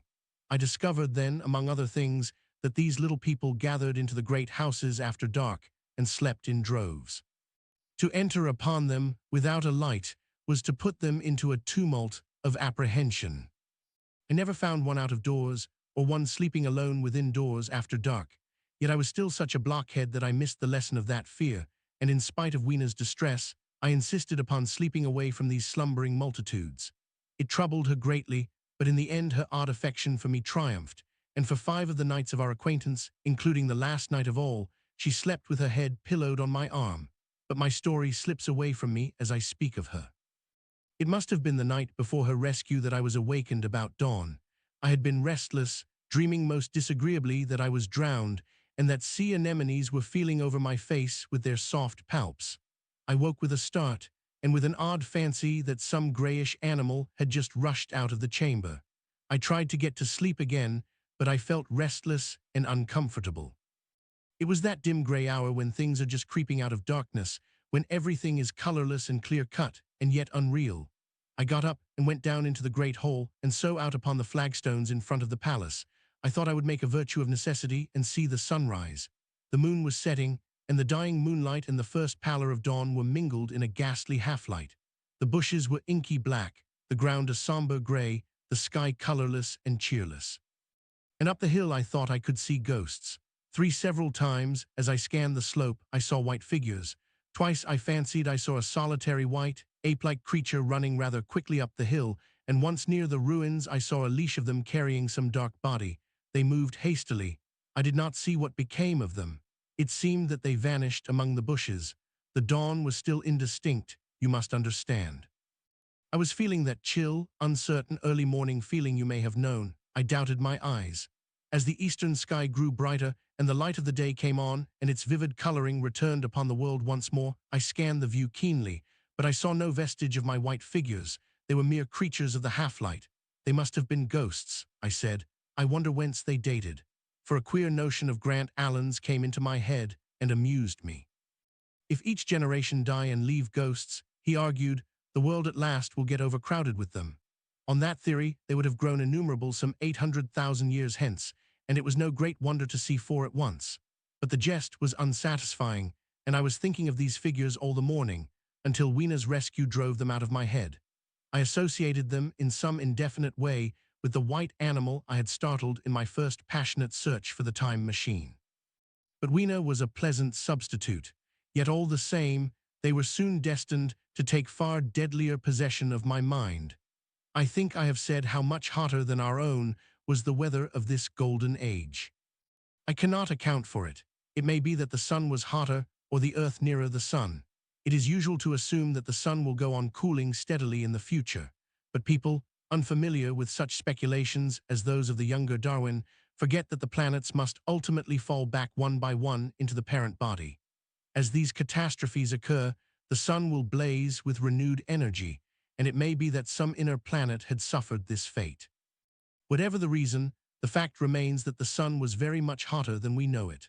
Well, one very hot morning, my fourth, I think, as I was seeking shelter from the heat and glare in a colossal ruin near the great house where I slept and fed, there happened this strange thing. Clambering among these heaps of masonry, I found a narrow gallery, whose end and side windows were blocked by fallen masses of stone. By contrast with the brilliancy outside, it seemed at first impenetrably dark to me. I entered it groping, for the change from light to blackness made spots of color swim before me. Suddenly I halted spellbound. A pair of eyes, luminous by reflection against the daylight without, was watching me out of the darkness. The old instinctive dread of wild beasts came upon me. I clenched my hands and steadfastly looked into the glaring eyeballs. I was afraid to turn. Then the thought of the absolute security in which humanity appeared to be living came to my mind. And then I remembered that strange terror of the dark. Overcoming my fear to some extent, I advanced a step and spoke. I will admit that my voice was harsh and ill-controlled. I put out my hand and touched something soft. At once the eyes darted sideways and something white ran past me.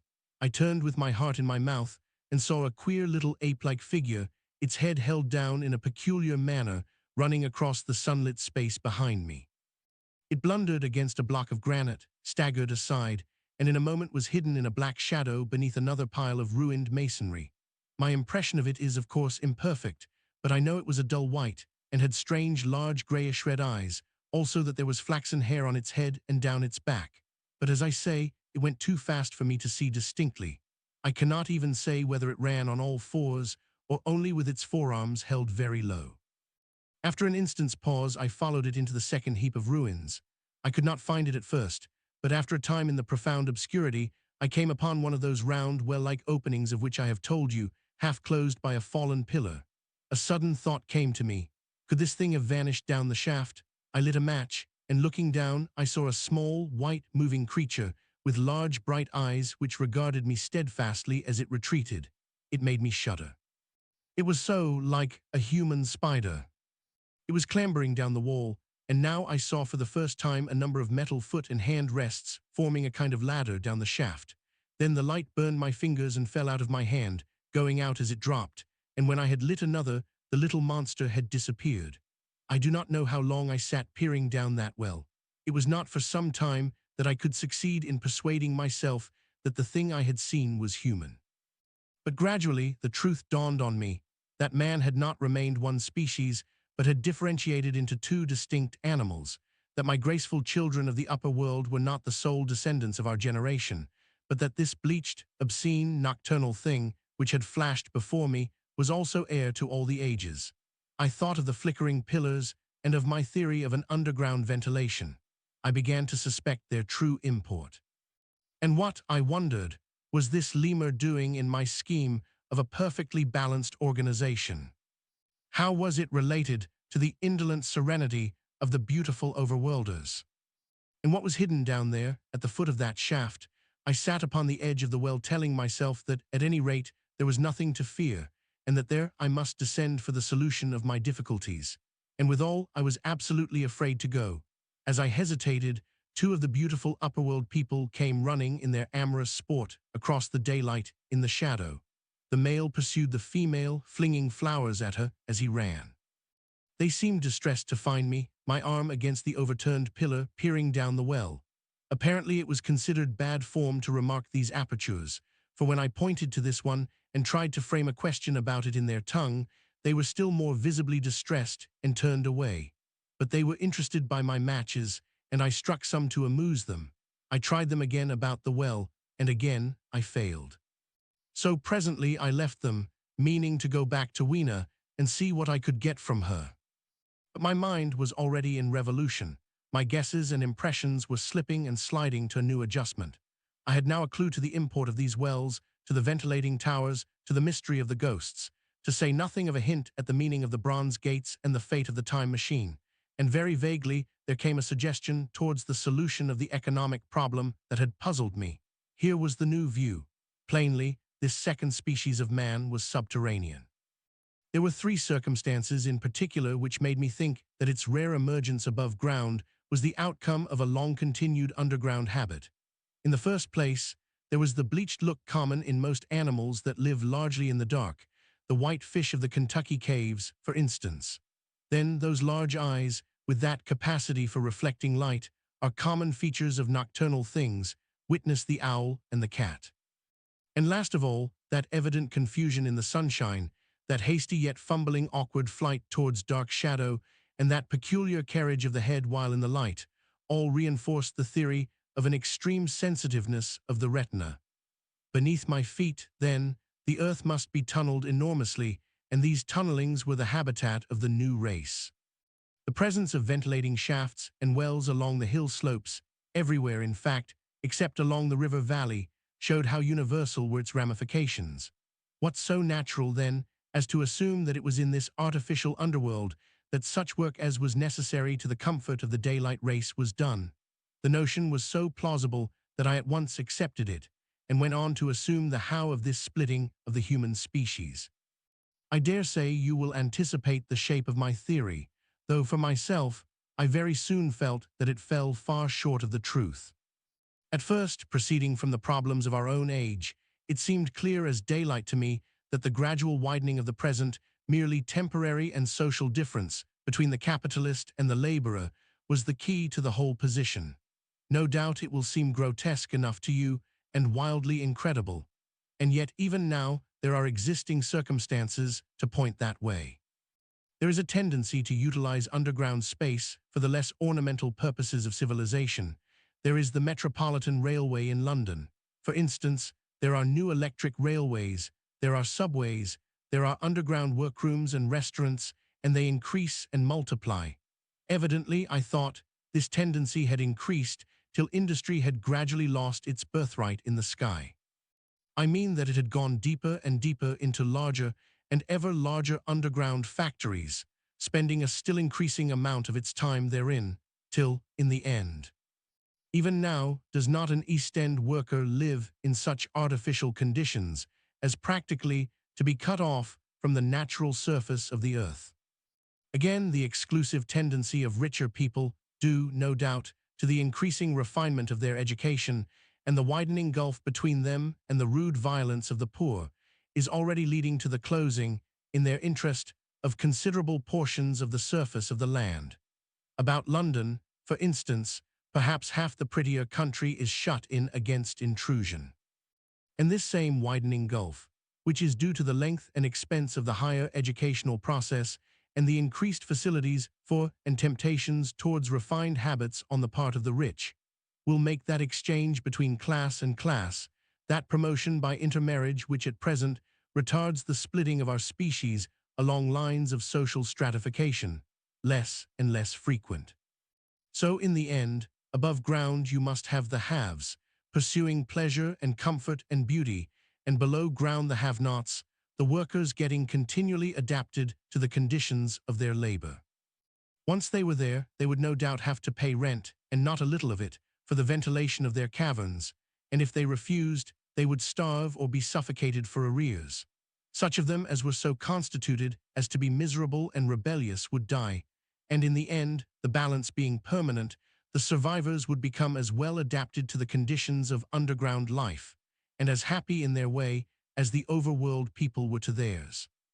As it seemed to me, the refined beauty and the etiolated pallor followed naturally enough. The great triumph of humanity I had dreamed of took a different shape in my mind. It had been no such triumph of moral education and general cooperation as I had imagined. Instead, I saw a real aristocracy, armed with a perfected science and working to a logical conclusion, the industrial system of today. Its triumph had not been simply a triumph over nature, but a triumph over nature and the fellow man. This, I must warn you, was my theory at the time. I had no convenient cicerone in the pattern of the utopian books. My explanation may be absolutely wrong. I still think it is the most plausible one. But even on this supposition, the balanced civilization that was at last attained must have long since passed its zenith, and was now far fallen into decay. The too perfect security of the overworlders had led them to a slow movement of degeneration, to a general dwindling in size, strength, and intelligence, that I could see clearly enough already. What had happened to the undergrounders I did not yet suspect, but from what I had seen of the Morlocks, that by the by was the name by which these creatures were called, I could imagine that the modification of the human type was even far more profound than among the Eloi, the beautiful race that I already knew. Then came troublesome doubts. Why had the Morlocks taken my time machine, for I felt sure it was they who had taken it? Why too, if the Eloi were masters, could they not restore the machine to me, and why were they so terribly afraid of the dark? I proceeded, as I have said, to question Weena about this underworld, but here again I was disappointed. At first she would not understand my questions, and presently she refused to answer them. She shivered as though the topic was unendurable, and when I pressed her, perhaps a little harshly, she burst into tears. They were the only tears, except my own, I ever saw in that golden age. When I saw them, I ceased abruptly to trouble about the Morlocks, and was only concerned in banishing these signs of her human inheritance from Weena's eyes. And very soon she was smiling and clapping her hands, while I solemnly burnt a match. May seem odd to you, but it was 2 days before I could follow up the newfound clue in what was manifestly the proper way. I felt a peculiar shrinking from those pallid bodies. They were just the half-bleached color of the worms and things one sees preserved in spirit in a zoological museum, and they were filthily cold to the touch. Probably my shrinking was largely due to the sympathetic influence of the Eloi, whose disgust of the Morlocks I now began to appreciate. The next night I did not sleep well. Probably my health was a little disordered. I was oppressed with perplexity and doubt. Once or twice, I had a feeling of intense fear for which I could perceive no definite reason. I remember creeping noiselessly into the great hall where the little people were sleeping in the moonlight. That night Weena was among them, and feeling reassured by their presence. It occurred to me even then that in the course of a few days the moon must pass through its last quarter, and the nights grow dark, when the appearances of these unpleasant creatures from below, these whitened lemurs, this new vermin that had replaced the old, might be more abundant. And on both these days I had the restless feeling of one who shirks an inevitable duty. I felt assured that the time machine was only to be recovered by boldly penetrating these mysteries of underground. Yet I could not face the mystery. If only I had had a companion, it would have been different, but I was so horribly alone, and even to clamber down into the darkness of the well appalled me. I don't know if you will understand my feeling, but I never felt quite safe at my back. It was this restlessness, this insecurity, perhaps, that drove me farther and farther afield in my exploring expeditions. Going to the southwestward towards the rising country that is now called Coombe Wood, I observed far off, in the direction of 19th century Banstead, a vast green structure, different in character from any I had hitherto seen. It was larger than the largest of the palaces or ruins I knew, and the facade had an oriental look, the face of it having the luster, as well as the pale green tint, a kind of bluish green, of a certain type of Chinese porcelain. This difference in aspect suggested a difference in use, and I was minded to push on and explore. But the day was growing late, and I had come upon the site of the place after a long and tiring circuit, so I resolved to hold over the adventure for the following day, and I returned to the welcome and the caresses of little Weena. But next morning I perceived clearly enough that my curiosity regarding the palace of green porcelain was a piece of self-deception, to enable me to shirk, by another day, an experience I dreaded. I resolved I would make the descent without further waste of time, and started out in the early morning towards a well near the ruins of granite and aluminum. Little Weena ran with me. She danced beside me to the well, but when she saw me lean over the mouth and look downward, she seemed strangely disconcerted. "Goodbye, little Weena," I said, kissing her, and then putting her down, I began to feel over the parapet for the climbing hooks. Rather hastily, I may as well confess, for I feared my courage might leak away. At first she watched me in amazement. Then she gave a most piteous cry, and running to me, she began to pull at me with her little hands. I think her opposition nerved me rather to proceed. I shook her off, perhaps a little roughly, and in another moment I was in the throat of the well. I saw her agonized face over the parapet and smiled to reassure her. Then I had to look down at the unstable hooks to which I clung. I had to clamber down a shaft of perhaps 200 yards. The descent was effected by means of metallic bars projecting from the sides of the well, and these being adapted to the needs of a creature much smaller and lighter than myself, I was speedily cramped and fatigued by the descent. Not simply fatigued, one of the bars bent suddenly under my weight and almost swung me off into the blackness beneath. For a moment I hung by one hand, and after that experience I did not dare to rest again. Though my arms and back were presently acutely painful, I went on clambering down the sheer descent with as quick a motion as possible. Glancing upward, I saw the aperture, a small blue disc, in which a star was visible, while little Weena's head showed as a round black projection. The thudding sound of a machine below grew louder and more oppressive. Everything save that little disc above was profoundly dark, and when I looked up again, Weena had disappeared. I was in an agony of discomfort. I had some thought of trying to go up the shaft again and leave the underworld alone, but even while I turned this over in my mind, I continued to descend. At last, with intense relief, I saw dimly coming up, a foot to the right of me, a slender loophole in the wall. Swinging myself in, I found it was the aperture of a narrow horizontal tunnel in which I could lie down and rest. It was not too soon. My arms ached, my back was cramped, and I was trembling with the prolonged terror of a fall. Besides this, the unbroken darkness had had a distressing effect upon my eyes. The air was full of the throb and hum of machinery pumping air down the shaft. I do not know how long I lay. I was roused by a soft hand touching my face. Starting up in the darkness, I snatched at my matches, and hastily striking one, I saw 3 stooping white creatures similar to the one I had seen above ground in the ruin, hastily retreating before the light. Living, as they did, in what appeared to me impenetrable darkness, their eyes were abnormally large and sensitive, just as are the pupils of the abysmal fishes, and they reflected the light in the same way. I have no doubt they could see me in that rayless obscurity, and they did not seem to have any fear of me apart from the light. But so soon as I struck a match in order to see them, they fled incontinently, vanishing into dark gutters and tunnels, from which their eyes glared at me in the strangest fashion. I tried to call to them, but the language they had was apparently different from that of the overworld people, so that I was needs left to my own unaided efforts, and the thought of flight before exploration was even then in my mind. You are in for it now. And feeling my way along the tunnel, I found the noise of machinery grow louder.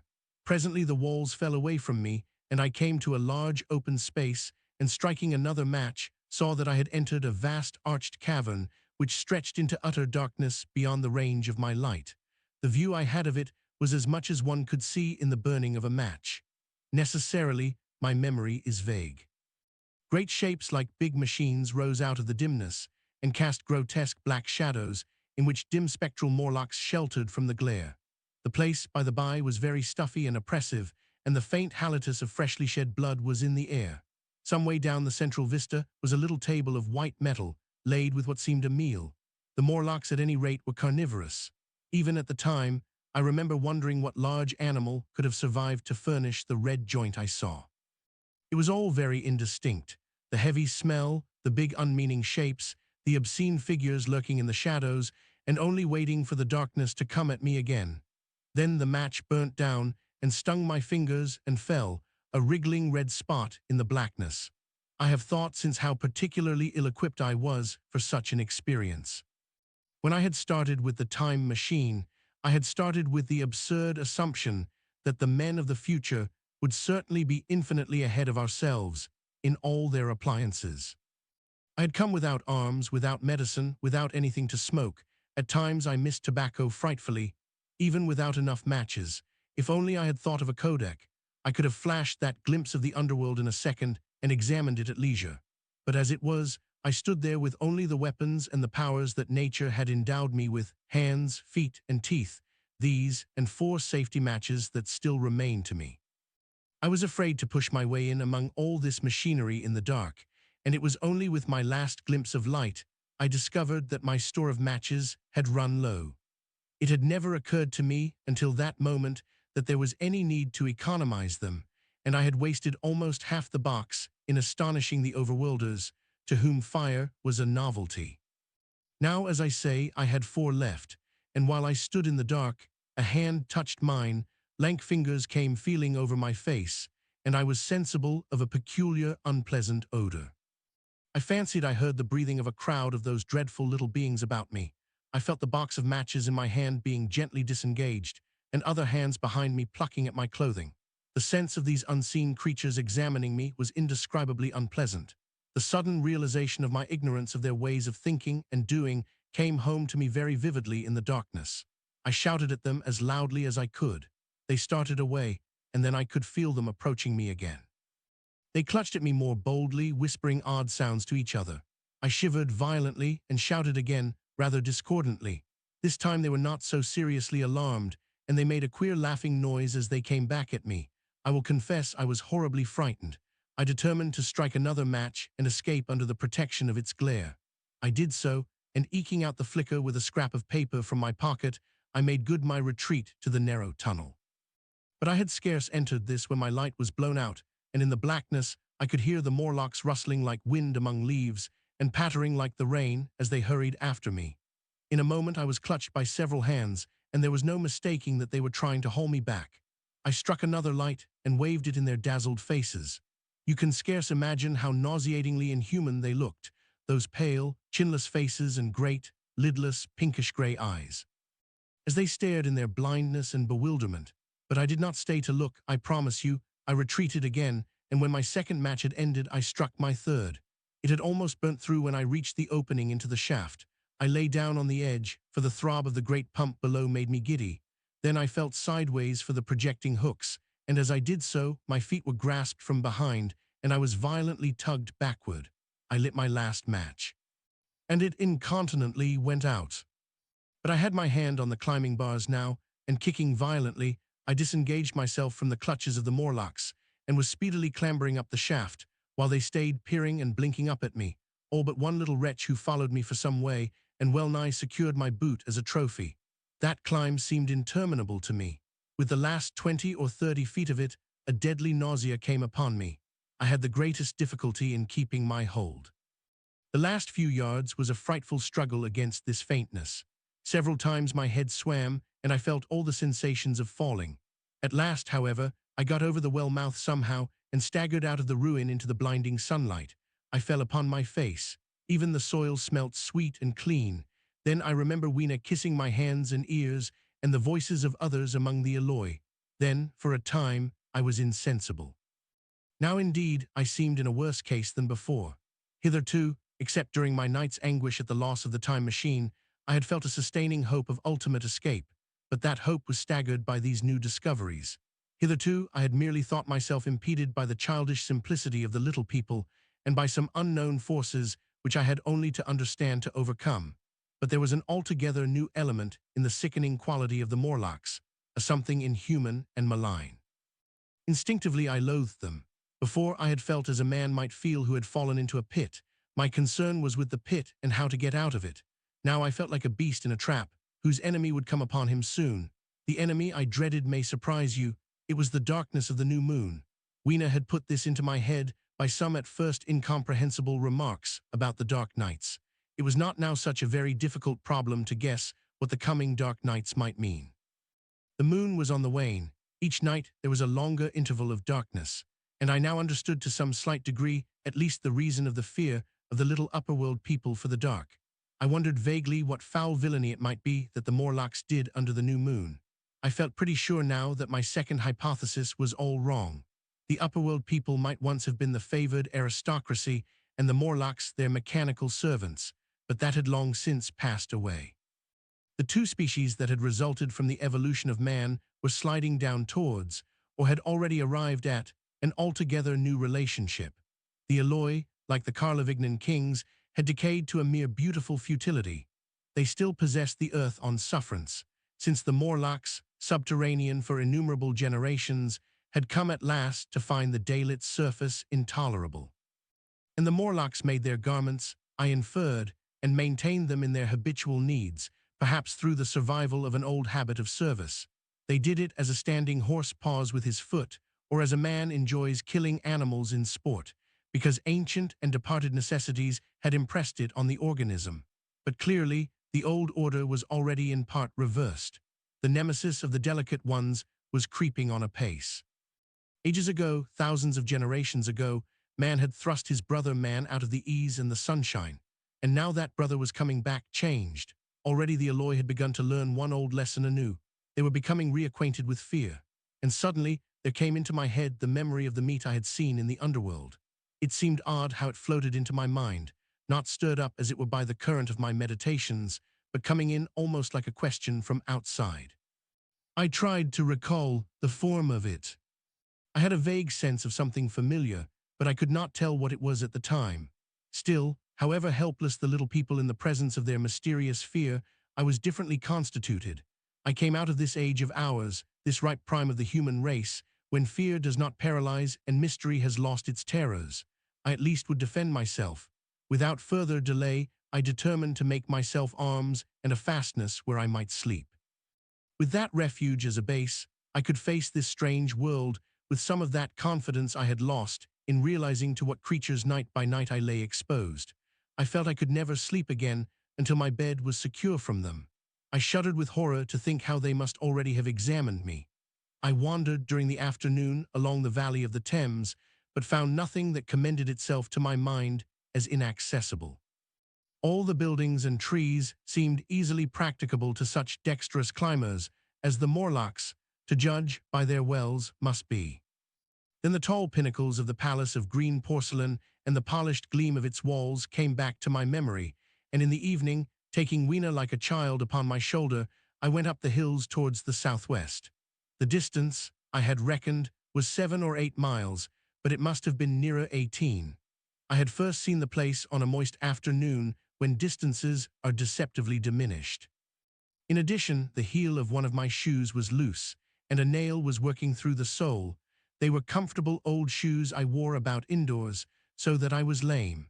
And it was already long past sunset when I came in sight of the palace, silhouetted black against the pale yellow of the sky.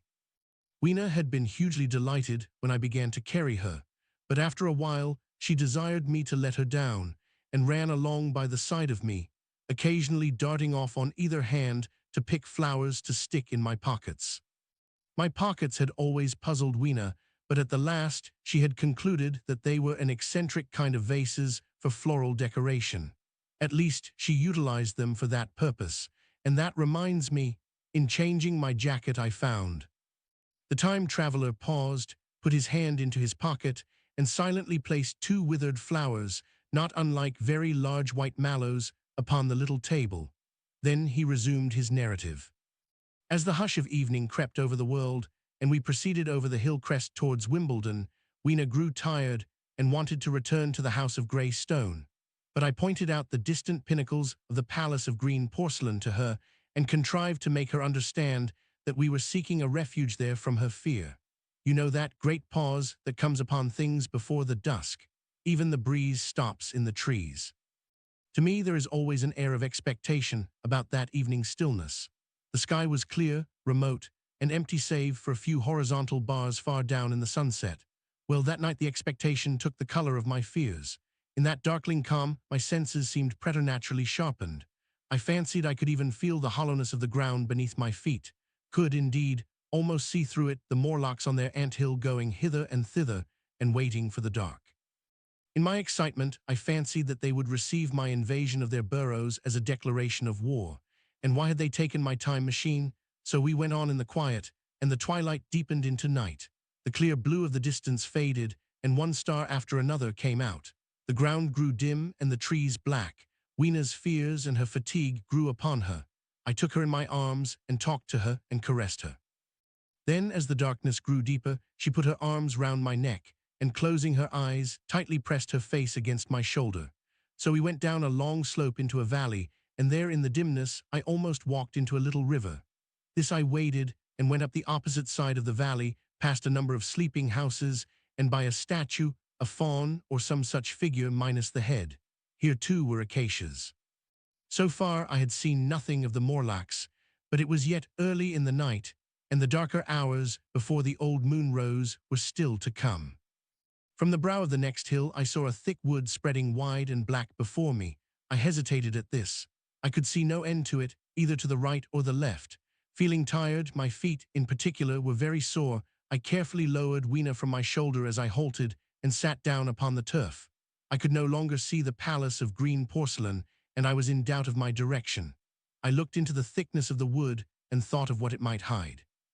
Under that dense tangle of branches one would be out of sight of the stars.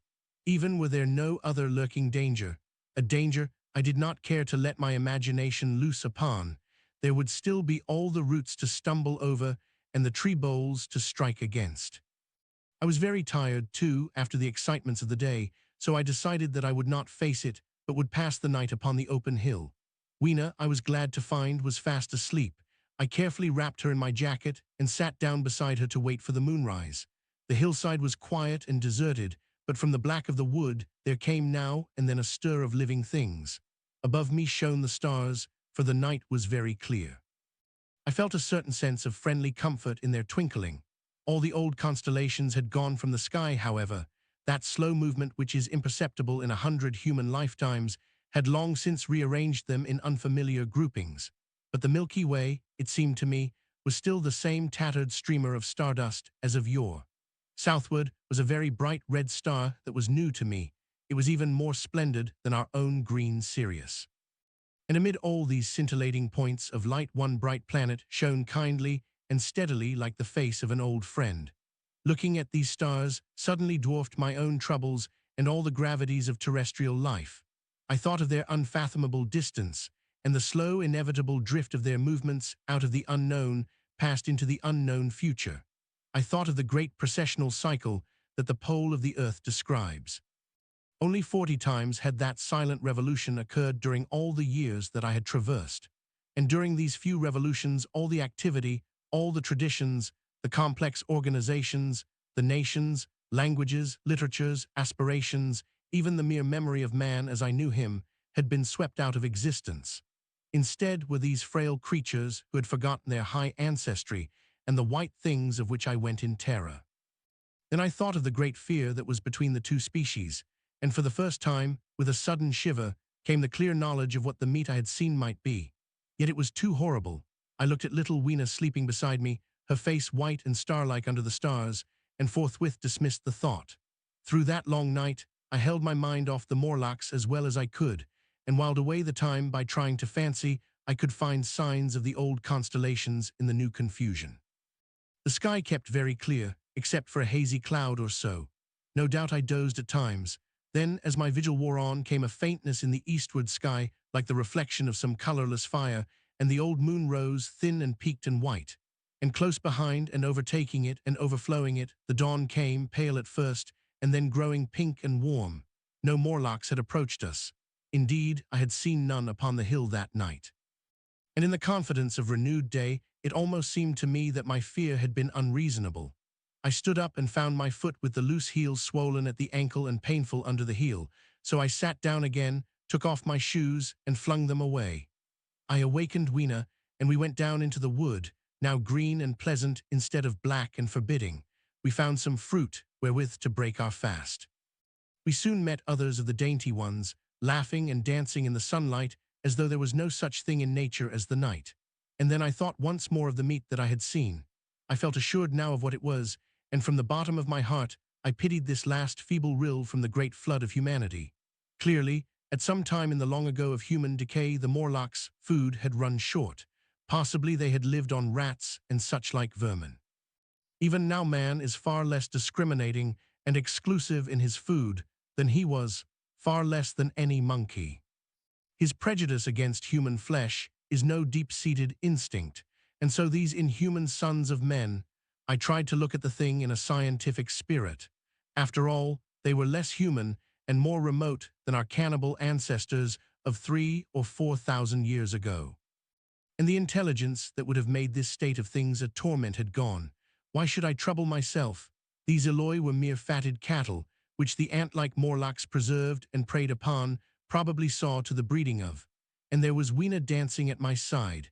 Then I tried to preserve myself from the horror that was coming upon me by regarding it as a rigorous punishment of human selfishness. Man had been content to live in ease and delight upon the labors of his fellow man, had taken necessity as his watchword and excuse, and in the fullness of time, necessity had come home to him. I even tried a Carlyle-like scorn of this wretched aristocracy in decay. But this attitude of mind was impossible.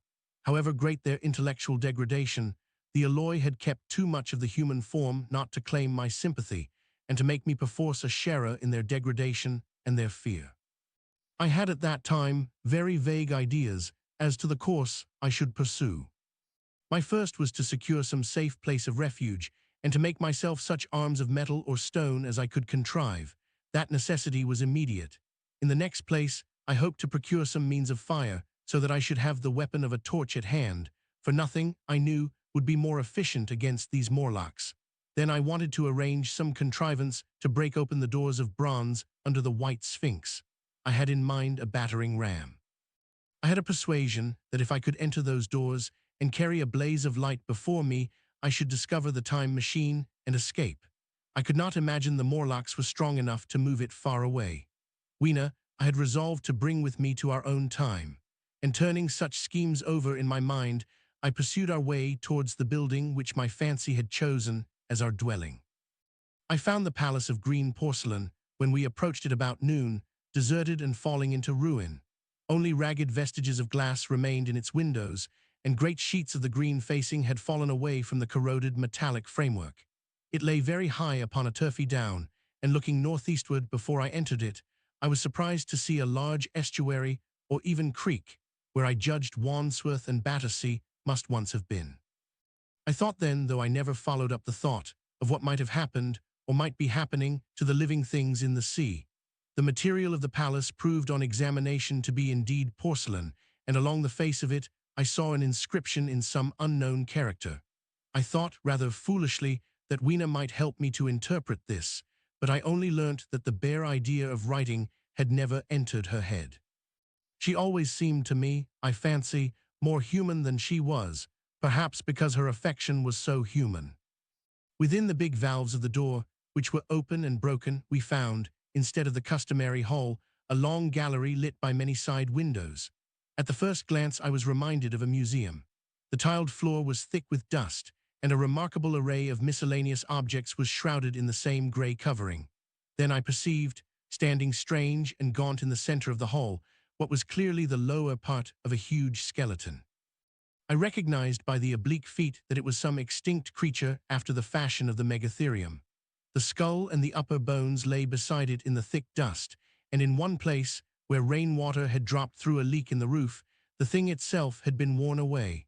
Further in the gallery was the huge skeleton barrel of a brontosaurus. My museum hypothesis was confirmed. Going towards the side, I found what appeared to be sloping shelves, and clearing away the thick dust, I found the old familiar glass cases of our own time. But they must have been airtight to judge from the fair preservation of some of their contents. Clearly, we stood among the ruins of some latter-day South Kensington. Here apparently was the paleontological section, and a very splendid array of fossils it must have been, though the inevitable process of decay that had been staved off for a time, and had, through the extinction of bacteria and fungi, lost 99/100ths of its force, was nevertheless, with extreme sureness if with extreme slowness at work again upon all its treasures. Here and there I found traces of the little people in the shape of rare fossils broken to pieces or threaded in strings upon reeds. And the cases had in some instances been bodily removed by the Morlocks, as I judged. The place was very silent. The thick dust deadened our footsteps. Weena, who had been rolling a sea urchin down the sloping glass of a case, presently came, as I stared about me, and very quietly took my hand and stood beside me.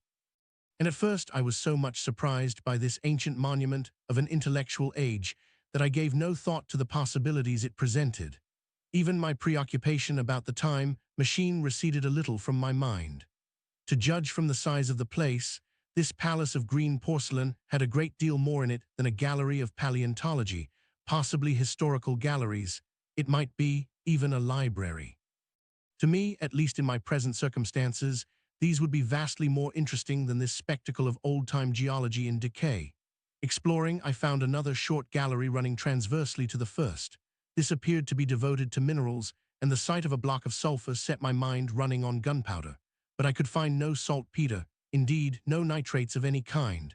Doubtless they had deliquesced ages ago, yet the sulfur hung in my mind and set up a train of thinking. As for the rest of the contents of that gallery, though on the whole they were the best preserved of all I saw, I had little interest.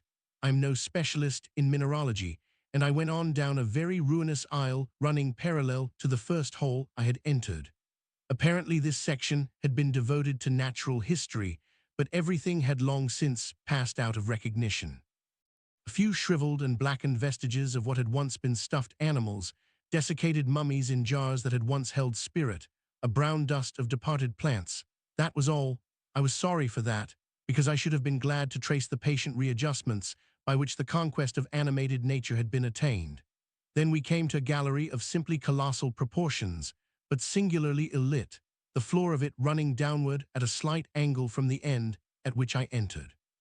At intervals white globes hung from the ceiling, many of them cracked and smashed, which suggested that originally the place had been artificially lit. Here I was more in my element, for rising on either side of me were the huge bulks of big machines, all greatly corroded and many broken down, but some still fairly complete.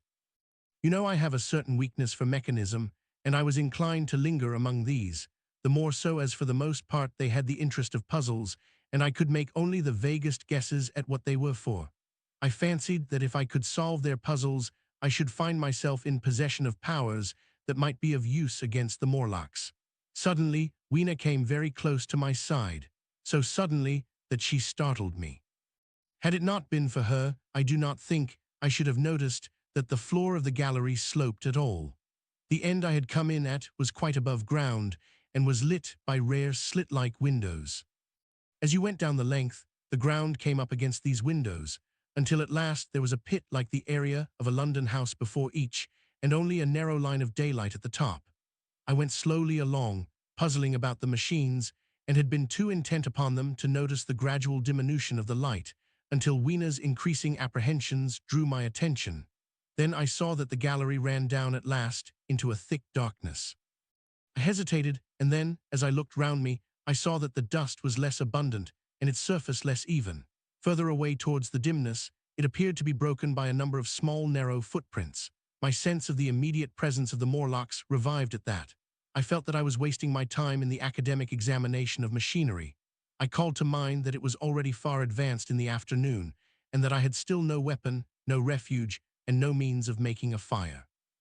And then down in the remote blackness of the gallery, I heard a peculiar pattering, and the same odd noises I had heard down the well. I took Weena's hand, then struck with a sudden idea, I left her and turned to a machine from which projected a lever not unlike those in a signal box. Clambering upon the stand, and grasping this lever in my hands, I put all my weight upon it sideways. Suddenly Weena, deserted in the central aisle, began to whimper. I had judged the strength of the lever pretty correctly, for it snapped after a minute's strain, and I rejoined her with a mace in my hand more than sufficient, I judged, for any Morlock skull I might encounter. And I longed very much to kill a Morlock or so. Very inhuman, you may think, to want to go killing one's own descendants, but it was impossible, somehow, to feel any humanity in the things. Only my disinclination to leave Weena, and a persuasion that if I began to slake my thirst for murder my time machine might suffer, restrained me from going straight down the gallery and killing the brutes I heard. Well, mace in one hand and Weena in the other, I went out of that gallery and into another and still larger one, which at the first glance reminded me of a military chapel hung with tattered flags. The brown and charred rags that hung from the sides of it I presently recognized as the decaying vestiges of books. They had long since dropped to pieces, and every semblance of print had left them. But here and there were warped boards and cracked metallic clasps that told the tale well enough. Had I been a literary man, I might perhaps have moralized upon the futility of all ambition. But as it was, the thing that struck me with keenest force was the enormous waste of labor to which this somber wilderness of rotting paper testified. At the time, I will confess that I thought chiefly of the philosophical transactions and my own 17 papers upon physical optics. Then, going up a broad staircase, we came to what may once have been a gallery of technical chemistry.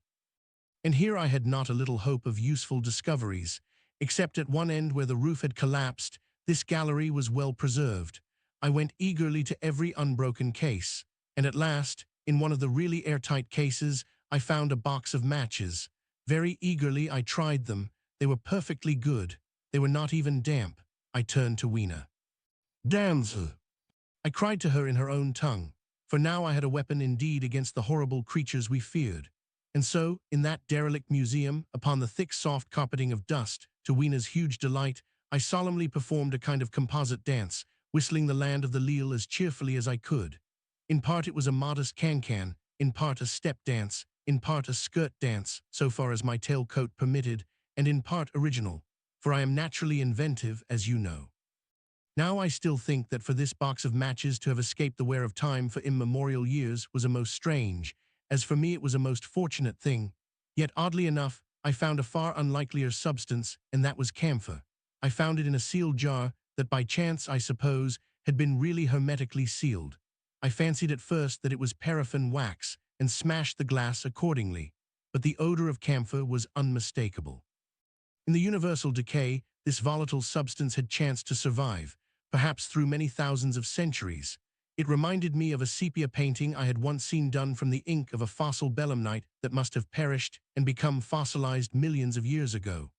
I was about to throw it away, but I remembered that it was inflammable and burnt with a good bright flame, was, in fact, an excellent candle, and I put it in my pocket. I found no explosives, however, nor any means of breaking down the bronze doors. As yet my iron crowbar was the most helpful thing I had chanced upon. Nevertheless, I left that gallery greatly elated. I cannot tell you all the story of that long afternoon. It would require a great effort of memory to recall my explorations in all the proper order. I remember a long gallery of rusting stands of arms, and how I hesitated between my crowbar and a hatchet or a sword. I could not carry both, however, and my bar of iron promised best against the bronze gates. There were numbers of guns, pistols, and rifles. The most were masses of rust, but many were of some new metal and still fairly sound. But any cartridges or powder there may once have been had rotted into dust. One corner I saw was charred and shattered, perhaps, I thought, by an explosion among the specimens. In another place was a vast array of idols, Polynesian, Mexican, Grecian, Phoenician, every country on earth, I should think. And here, yielding to an irresistible impulse, I wrote my name upon the nose of a steatite monster from South America that particularly took my fancy. As the evening drew on, my interest waned.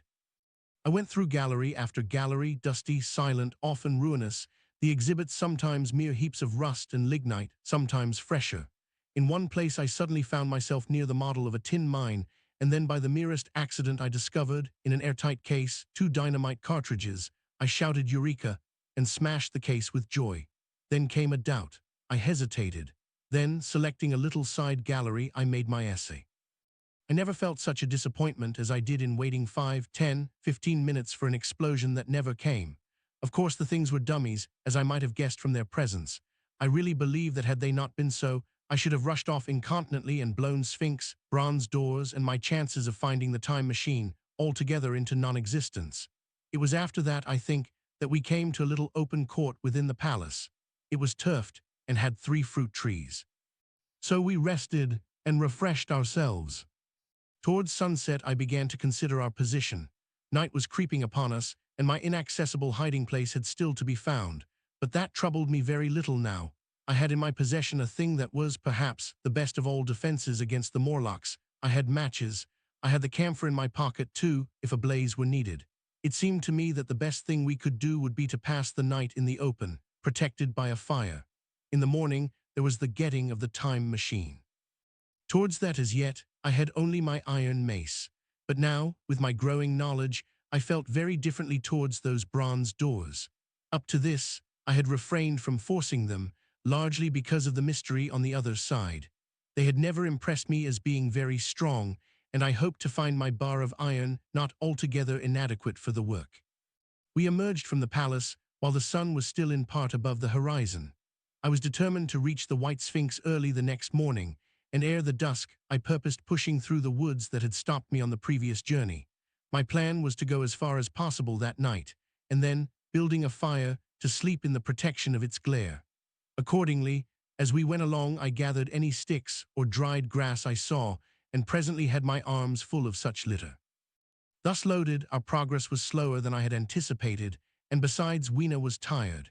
And I also began to suffer from sleepiness too, so that it was full night before we reached the wood. Upon the shrubby hill of its edge Weena would have stopped, fearing the darkness before us, but a singular sense of impending calamity that should indeed have served me as a warning drove me onward.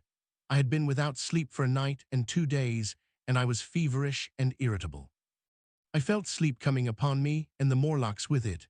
While we hesitated, among the black bushes behind us, and dim against their blackness, I saw 3 crouching figures.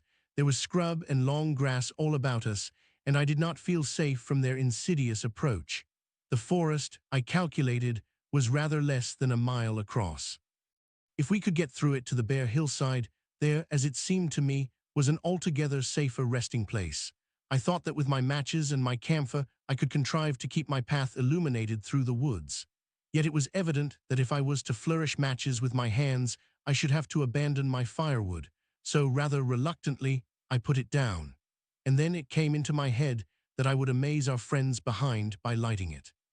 I was to discover the atrocious folly of this proceeding, but it came to my mind as an ingenious move for covering our retreat. I don't know if you have ever thought what a rare thing flame must be in the absence of man and in a temperate climate. The sun's heat is rarely strong enough to burn, even when it is focused by dewdrops, as is sometimes the case in more tropical districts. Lightning may blast and blacken, but it rarely gives rise to widespread fire. Decaying vegetation may occasionally smolder with the heat of its fermentation, but this rarely results in flame. In this decadence, too, the art of fire-making had been forgotten on the earth. The red tongues that went licking up my heap of wood were an altogether new and strange thing to Weena. She wanted to run to it and play with it. I believe she would have cast herself into it had I not restrained her. But I caught her up, and in spite of her struggles, plunged boldly before me into the wood. For a little way, the glare of my fire lit the path. Looking back presently, I could see, through the crowded stems, that from my heap of sticks the blaze had spread to some bushes adjacent, and a curved line of fire was creeping up the grass of the hill. I laughed at that, and turned again to the dark trees before me. It was very black, and Weena clung to me convulsively, but there was still, as my eyes grew accustomed to the darkness, sufficient light for me to avoid the stems. Overhead it was simply black, except where a gap of remote blue sky shone down upon us here and there. I lit none of my matches because I had no hand free. Upon my left arm I carried my little one, in my right hand I had my iron bar. For some way I heard nothing but the crackling twigs under my feet, the faint rustle of the breeze above, and my own breathing and the throb of the blood vessels in my ears. Then I seemed to know of a pattering behind me. I pushed on grimly. The pattering grew more distinct, and then I caught the same queer sound and voices I had heard in the underworld. There were evidently several of the Morlocks, and they were closing in upon me. Indeed, in another minute I felt a tug at my coat, then something at my arm. And Weena shivered violently and became quite still. It was time for a match, but to get one I must put her down. I did so, and as I fumbled with my pocket, a struggle began in the darkness about my knees, perfectly silent on her part, and with the same peculiar cooing sounds from the Morlocks. Soft little hands, too, were creeping over my coat and back, touching even my neck. Then the match scratched and fizzed. I held it flaring and saw the white backs of the Morlocks in flight amid the trees. I hastily took a lump of camphor from my pocket and prepared to light it as soon as the match should wane. Then I looked at Weena. She was lying clutching my feet and quite motionless, with her face to the ground. With a sudden fright, I stooped to her. She seemed scarcely to breathe. I lit the block of camphor and flung it to the ground, and as it split and flared up and drove back the Morlocks in the shadows, I knelt down and lifted her. The wood behind seemed full of the stir and murmur of a great company. She seemed to have fainted. I put her carefully upon my shoulder and rose to push on, and then there came a horrible realization. In maneuvering with my matches and Weena, I had turned myself about several times, and now I had not the faintest idea in what direction lay my path. For all I knew, I might be facing back towards the palace of green porcelain. I found myself in a cold sweat. I had to think rapidly what to do. I determined to build a fire and encamp where we were. I put Weena, still motionless, down upon a turfy bowl, and very hastily, as my first lump of camphor waned, I began collecting sticks and leaves. Here and there out of the darkness round me the Morlocks' eyes shone like carbuncles. The camphor flickered and went out. I lit a match, and as I did so, two white forms that had been approaching Weena dashed hastily away. One was so blinded by the light that he came straight for me, and I felt his bones grind under the blow of my fist. He gave a whoop of dismay, staggered a little way, and fell down. I lit another piece of camphor and went on gathering my bonfire. Presently I noticed how dry was some of the foliage above me, for since my arrival on the time machine, a matter of a week, no rain had fallen. So instead of casting about among the trees for fallen twigs, I began leaping up and dragging down branches. Very soon I had a choking, smoky fire of green wood and dry sticks, and could economize my camphor. Then I turned to where Weena lay beside my iron mace. I tried what I could to revive her, but she lay like one dead. I could not even satisfy myself whether or not she breathed. Now the smoke of the fire beat over towards me, and it must have made me heavy of a sudden. Moreover, the vapor of camphor was in the air. My fire would not need replenishing for an hour or so. I felt very weary after my exertion and sat down. The wood, too, was full of a slumberous murmur that I did not understand. I seemed just to nod and open my eyes. But all was dark, and the Morlocks had their hands upon me. Flinging off their clinging fingers, I hastily felt in my pocket for the matchbox, and it had gone. Then they gripped and closed with me again. In a moment I knew what had happened. I had slept, and my fire had gone out, and the bitterness of death came over my soul. The forest seemed full of the smell of burning wood. I was caught by the neck, by the hair, by the arms, and pulled down. It was indescribably horrible in the darkness to feel all these soft creatures heaped upon me. I felt as if I was in a monstrous spider's web. I was overpowered and went down. I felt little teeth nipping at my neck. I rolled over, and as I did so my hand came against my iron lever. It gave me strength. I struggled up, shaking the human rats from me, and holding the bar short, I thrust where I judged their faces might be. I could feel the succulent giving of flesh and bone under my blows, and for a moment I was free.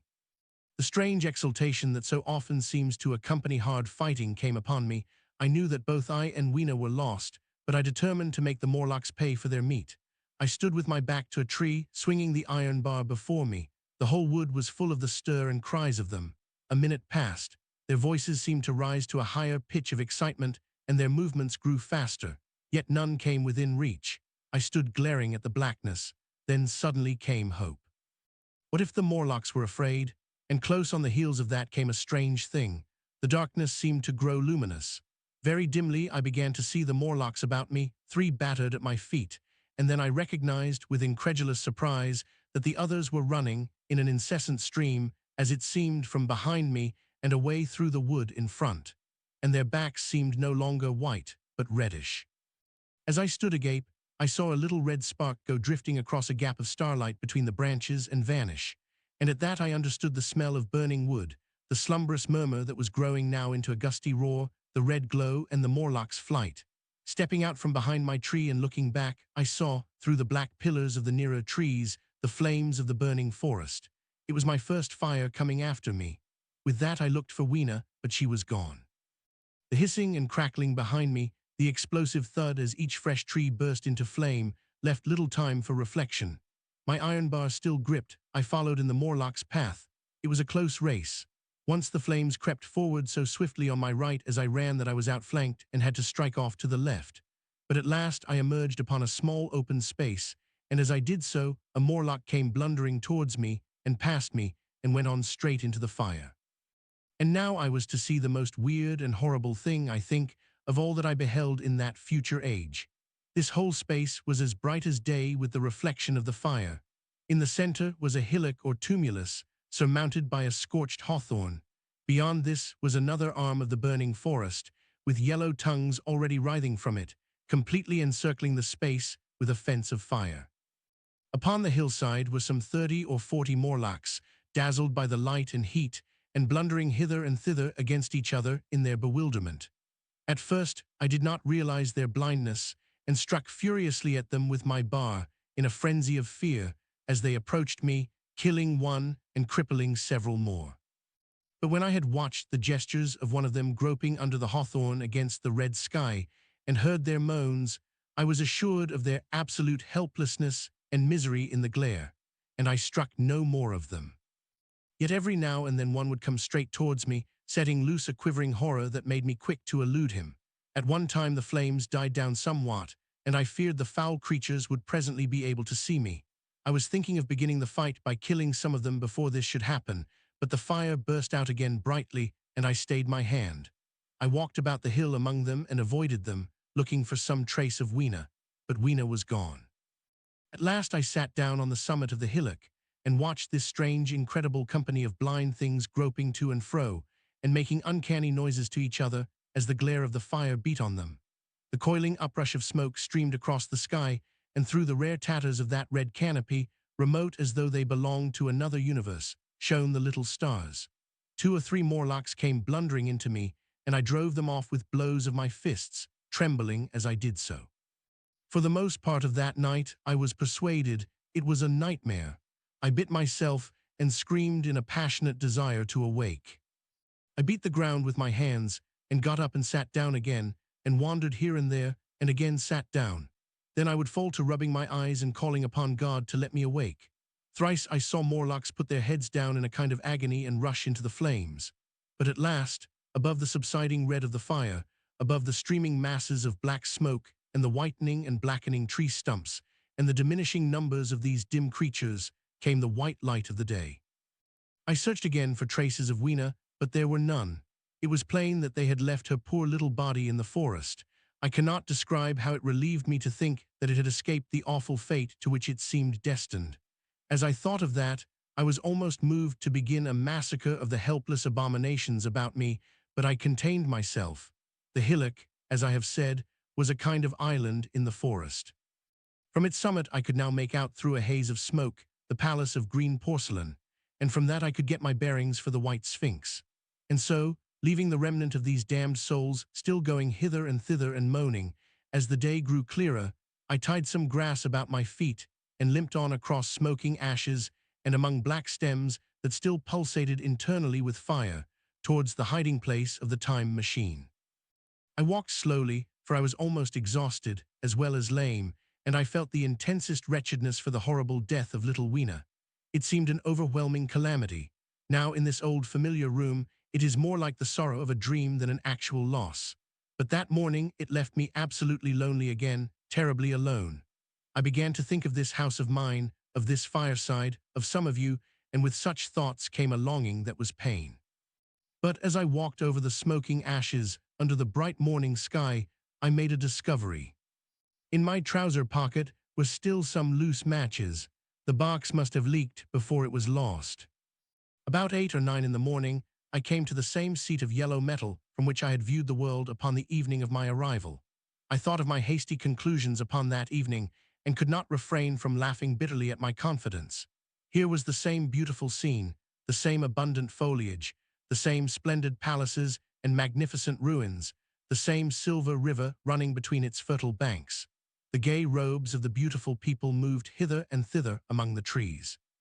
Some were bathing in exactly the place where I had saved Weena, and that suddenly gave me a keen stab of pain, and like blots upon the landscape rose the cupolas above the ways to the underworld. I understood now what all the beauty of the overworld people covered. Very pleasant was their day, as pleasant as the day of the cattle in the field. Like the cattle, they knew of no enemies and provided against no needs, and their end was the same. I grieved to think how brief the dream of the human intellect had been. It had committed suicide. It had set itself steadfastly towards comfort and ease, a balanced society with security and permanency as its watchword. It had attained its hopes, to come to this at last. Once, life and property must have reached almost absolute safety. The rich had been assured of his wealth and comfort, the toiler assured of his life and work. No doubt in that perfect world there had been no unemployed problem, no social question left unsolved, and a great quiet had followed. It is a law of nature we overlook, that intellectual versatility is the compensation for change, danger, and trouble. An animal perfectly in harmony with its environment is a perfect mechanism. Nature never appeals to intelligence until habit and instinct are useless. There is no intelligence where there is no change and no need of change. Only those animals partake of intelligence that have to meet a huge variety of needs and dangers. So, as I see it, the upperworld man had drifted towards his feeble prettiness and the underworld to mere mechanical industry. But that perfect state had lacked one thing even for mechanical perfection: absolute permanency. Apparently, as time went on, the feeding of an underworld, however it was effected, had become disjointed. Mother Necessity, who had been staved off for a few thousand years, came back again, and she began below. The underworld, being in contact with machinery, which, however perfect, still needs some little thought outside habit, had probably retained perforce rather more initiative, if less of every other human character, than the upper. And when other meat failed them, they turned to what old habit had hitherto forbidden. So I say I saw it in my last view of the world of 800 and 2701. It may be as wrong an explanation as mortal wit could invent. It is how the thing shaped itself to me, and as that I give it to you. After the fatigues, excitements, and terrors of the past days, and in spite of my grief, this seat and the tranquil view and the warm sunlight were very pleasant. I was very tired and sleepy, and soon my theorizing passed into dozing. Catching myself at that, I took my own hint, and spreading myself out upon the turf, I had a long and refreshing sleep. I awoke a little before sunsetting. I now felt safe against being caught napping by the Morlocks, and stretching myself, I came on down the hill towards the white Sphinx. I had my crowbar in one hand, and the other hand played with the matches in my pocket. And now came a most unexpected thing. As I approached the pedestal of the Sphinx, I found the bronze valves were open. They had slid down into grooves. At that I stopped short before them, hesitating to enter. Within was a small apartment, and on a raised place in the corner of this was the time machine. I had the small levers in my pocket.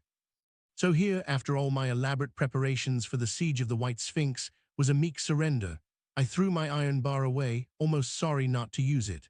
A sudden thought came into my head as I stooped towards the portal. For once, at least, I grasped the mental operations of the Morlocks. Suppressing a strong inclination to laugh, I stepped through the bronze frame and up to the time machine. I was surprised to find it had been carefully oiled and cleaned. I have suspected since that the Morlocks had even partially taken it to pieces while trying in their dim way to grasp its purpose. Now as I stood and examined it, finding a pleasure in the mere touch of the contrivance, the thing I had expected happened. The bronze panels suddenly slid up and struck the frame with a clang. I was in the dark, trapped, so the Morlocks thought. At that I chuckled gleefully. I could already hear their murmuring laughter as they came towards me. Very calmly, I tried to strike the match. I had only to fix on the levers and depart then like a ghost, but I had overlooked one little thing. The matches were of that abominable kind that light only on the box. You may imagine how all my calm vanished. The little brutes were close upon me. One touched me. I made a sweeping blow in the dark at them with the levers and began to scramble into the saddle of the machine. Then came one hand upon me, and then another. Then I had simply to fight against their persistent fingers for my levers, and at the same time feel for the studs over which these fitted. One indeed, they almost got away from me. As it slipped from my hand, I had to butt in the dark with my head. I could hear the Morlock's skull ring to recover it. It was a nearer thing than the fight in the forest, I think, this last scramble. But at last the lever was fixed and pulled over. The clinging hands slipped from me. The darkness presently fell from my eyes. I found myself in the same grey light and tumult I have already described. I have already told you of the sickness and confusion that comes with time traveling, and this time I was not seated properly in the saddle, but sideways and in an unstable fashion. For an indefinite time I clung to the machine as it swayed and vibrated, quite unheeding how I went, and when I brought myself to look at the dials again, I was amazed to find where I had arrived. One dial records days, and another thousands of days, another millions of days, and another thousands of millions. Now, instead of reversing the levers, I had pulled them over so as to go forward with them, and when I came to look at these indicators, I found that the thousand's hand was sweeping round as fast as the second's hand of a watch into futurity. As I drove on, a peculiar change crept over the appearance of things. The palpitating grayness grew darker, then, though I was still traveling with prodigious velocity, the blinking succession of day and night, which was usually indicative of a slower pace, returned and grew more and more marked. This puzzled me very much at first.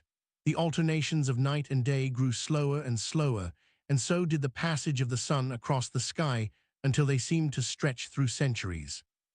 At last a steady twilight brooded over the earth, a twilight only broken now and then when a comet glared across the darkling sky. The band of light that had indicated the sun had long since disappeared, for the sun had ceased to set, it simply rose and fell in the west, and grew ever broader and more red. All trace of the moon had vanished.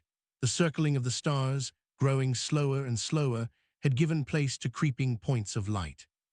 At last, some time before I stopped, the sun, red and very large, halted motionless upon the horizon, a vast dome glowing with a dull heat, and now and then suffering a momentary extinction. At one time, it had for a little while glowed more brilliantly again, but it speedily reverted to its sullen red heat. I perceived by this slowing down of its rising and setting that the work of the tidal drag was done. The earth had come to rest with one face to the sun, even as in our own time the moon faces the earth. Very cautiously, for I remembered my former headlong fall, I began to reverse my motion. Slower and slower went the circling hands until the thousands one seemed motionless, and the daily one was no longer a mere mist upon its scale. Still slower, until the dim outlines of a desolate beach grew visible. I stopped very gently and sat upon the time machine, looking round. The sky was no longer blue. Northeastward it was inky black, and out of the blackness shone brightly and steadily the pale white stars. Overhead it was a deep Indian red and starless, and southeastward it grew brighter to a glowing scarlet where, cut by the horizon, lay the huge hull of the sun, red and motionless. The rocks about me were of a harsh reddish color, and all the trace of life that I could see at first was the intensely green vegetation that covered every projecting point on their southeastern face. It was the same rich green that one sees on forest moss or on the lichen in caves, plants which like these grow in a perpetual twilight. The machine was standing on a sloping beach. The sea stretched away to the southwest to rise into a sharp, bright horizon against the wan sky. There were no breakers and no waves, for not a breath of wind was stirring. Only a slight oily swell rose and fell like a gentle breathing, and showed that the eternal sea was still moving and living. And along the margin, where the water sometimes broke, was a thick incrustation of salt, pink under the lurid sky. There was a sense of oppression in my head, and I noticed that I was breathing very fast. The sensation reminded me of my only experience of mountaineering, and from that I judged the air to be more rarefied than it is now. Far away up the desolate slope, I heard a harsh scream, and saw a thing like a huge white butterfly go slanting and fluttering up into the sky and circling, disappear over some low hillocks beyond. The sound of its voice was so dismal that I shivered and seated myself more firmly upon the machine. Looking round me again, I saw that, quite near, what I had taken to be a reddish mass of rock was moving slowly towards me. Then I saw the thing was really a monstrous crab-like creature. Can you imagine a crab as large as yonder table, with its many legs moving slowly and uncertainly, its big claws swaying, its long antennae, like carters' whips, waving and feeling, and its stalked eyes gleaming at you on either side of its metallic front? Its back was corrugated and ornamented with ungainly bosses, and a greenish incrustation blotched it here and there. I could see the many palps of its complicated mouth flickering and feeling as it moved. As I stared at this sinister apparition crawling towards me, I felt a tickling on my cheek as though a fly had lighted there. I tried to brush it away with my hand, but in a moment it returned, and almost immediately came another by my ear. I struck at this and caught something thread-like. It was drawn swiftly out of my hand. With a frightful qualm, I turned, and I saw that I had grasped the antenna of another monster crab that stood just behind me. Its evil eyes were wriggling on their stalks, its mouth was all alive with appetite, and its vast ungainly claws, smeared with an algal slime, were descending upon me. In a moment my hand was on the lever, and I had placed a month between myself and these monsters. But I was still on the same beach, and I saw them distinctly now as soon as I stopped. Dozens of them seemed to be crawling here and there, in the somber light, among the foliated sheets of intense green. I cannot convey the sense of abominable desolation that hung over the world. The red eastern sky, the northward blackness, the salt Dead Sea, the stony beach crawling with these foul, slow-stirring monsters, the uniform poisonous-looking green of the lichenous plants, the thin air that hurts one's lungs, all contributed to an appalling effect. I moved on 100 years, and there was the same red sun, a little larger, a little duller, the same dying sea, the same chill air, and the same crowd of earthy crustacea creeping in and out among the green weed and the red rocks. And in the westward sky, I saw a curved pale line like a vast new moon. So I traveled, stopping ever and again, in great strides of 1,000 years or more, drawn on by the mystery of the earth's fate, watching with a strange fascination the sun grow larger and duller in the westward sky, and the life of the old earth ebb away. At last, more than 30 million years hence, the huge red-hot dome of the sun had come to obscure nearly a tenth part of the darkling heavens. Then I stopped once more, for the crawling multitude of crabs had disappeared, and the red beach, save for its livid green liverworts and lichens, seemed lifeless, and now it was flecked with white. A bitter cold assailed me. Rare white flakes ever and again came eddying down. The northeastward, the glare of snow lay under the starlight of the sable sky, and I could see an undulating crest of hillocks pinkish white. There were fringes of ice along the sea margin, with drifting masses farther out, but the main expanse of that salt ocean, all bloody under the eternal sunset, was still unfrozen. I looked about me to see if any traces of animal life remained. A certain indefinable apprehension still kept me in the saddle of the machine. But I saw nothing moving, in earth or sky or sea. The green slime on the rocks alone testified that life was not extinct. A shallow sandbank had appeared in the sea, and the water had receded from the beach. I fancied I saw some black object flopping about upon this bank, but it became motionless as I looked at it, and I judged that my eye had been deceived, and that the black object was merely a rock. The stars in the sky were intensely bright and seemed to me to twinkle very little. Suddenly, I noticed that the circular westward outline of the sun had changed, that a concavity, a bay, had appeared in the curve. I saw this grow larger. For a minute, perhaps, I stared aghast at this blackness that was creeping over the day, and then I realized that an eclipse was beginning. Either the moon or the planet Mercury was passing across the sun's disk. Naturally, at first I took it to be the moon, but there is much to incline me to believe that what I really saw was the transit of an inner planet passing very near to the Earth. The darkness grew apace. A cold wind began to blow in freshening gusts from the east, and the showering white flakes in the air increased in number. From the edge of the sea came a ripple and whisper. Beyond these lifeless sounds, the world was silent. Silent, it would be hard to convey the stillness of it. All the sounds of man, the bleating of sheep, The cries of birds, the hum of insects, the stir that makes the background of our lives, all that was over. As the darkness thickened, the eddying flakes grew more abundant, dancing before my eyes, and the cold of the air more intense. At last, one by one, swiftly, one after the other, the white peaks of the distant hills vanished into blackness. The breeze rose to a moaning wind. I saw the black central shadow of the eclipse sweeping towards me. In another moment, the pale stars alone were visible. All else was rayless obscurity. The sky was absolutely black. A horror of this great darkness came on me. The cold that smote to my marrow and the pain I felt in breathing overcame me. I shivered, and a deadly nausea seized me. Then, like a red-hot bow in the sky, appeared the edge of the sun. I got off the machine to recover myself. I felt giddy and incapable of facing the return journey. As I stood sick and confused, I saw again the moving thing upon the shoal. There was no mistake now that it was a moving thing against the red water of the sea. It was a round thing, the size of a football perhaps, or it may be bigger, and tentacles trailed down from it.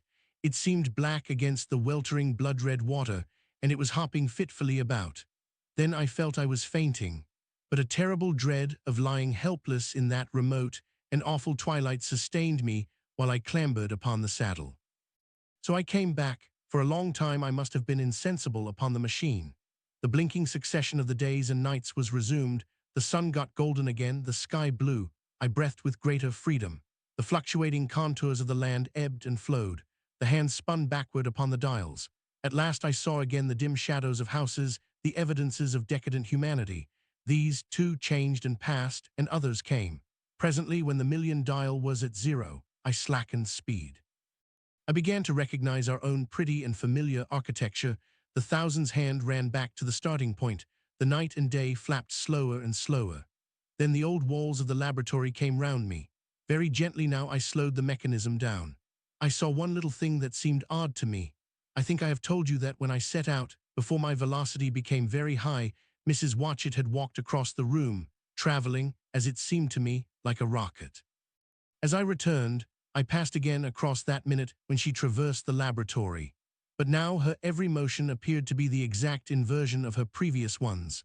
The door at the lower end opened, and she glided quietly up the laboratory, back foremost, and disappeared behind the door by which she had previously entered. Just before that, I seemed to see Hillier for a moment, but he passed like a flash. Then I stopped the machine and saw about me again the old familiar laboratory, my tools, my appliances just as I had left them. I got off the thing very shakily and sat down upon my bench. For several minutes I trembled violently. Then I became calmer. Around me was my old workshop again, exactly as it had been.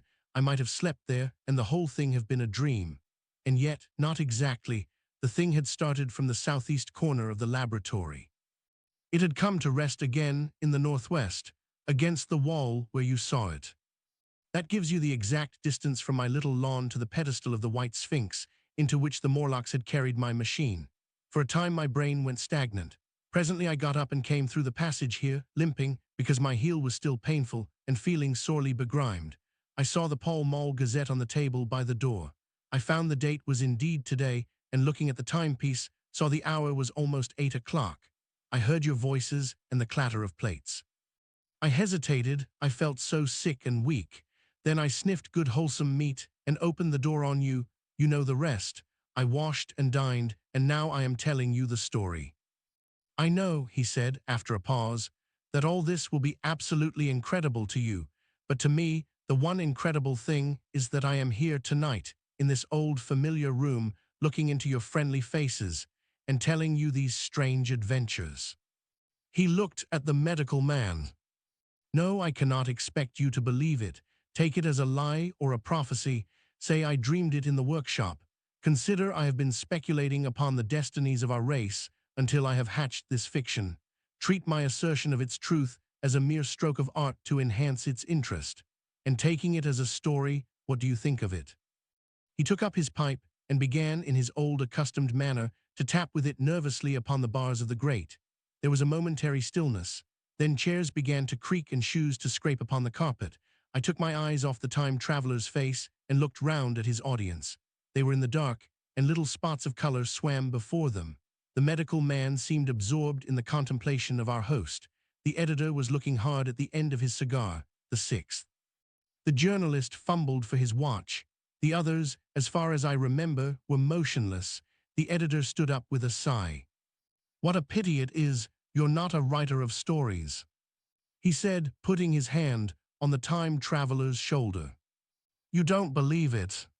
"Well, I thought not." The time traveler turned to us. "Where are the matches?" he said. He lit one and spoke over his pipe, puffing. "To tell you the truth, I hardly believe it myself, and yet." His eye fell with a mute inquiry upon the withered white flowers upon the little table. Then he turned over the hand holding his pipe, and I saw he was looking at some half-healed scars on his knuckles. The medical man rose, came to the lamp, and examined the flowers. "The gynoecium's odd," he said. The psychologist leant forward to see, holding out his hand for a specimen. "I'm hanged if it isn't 1:45, said the journalist. "How shall we get home?"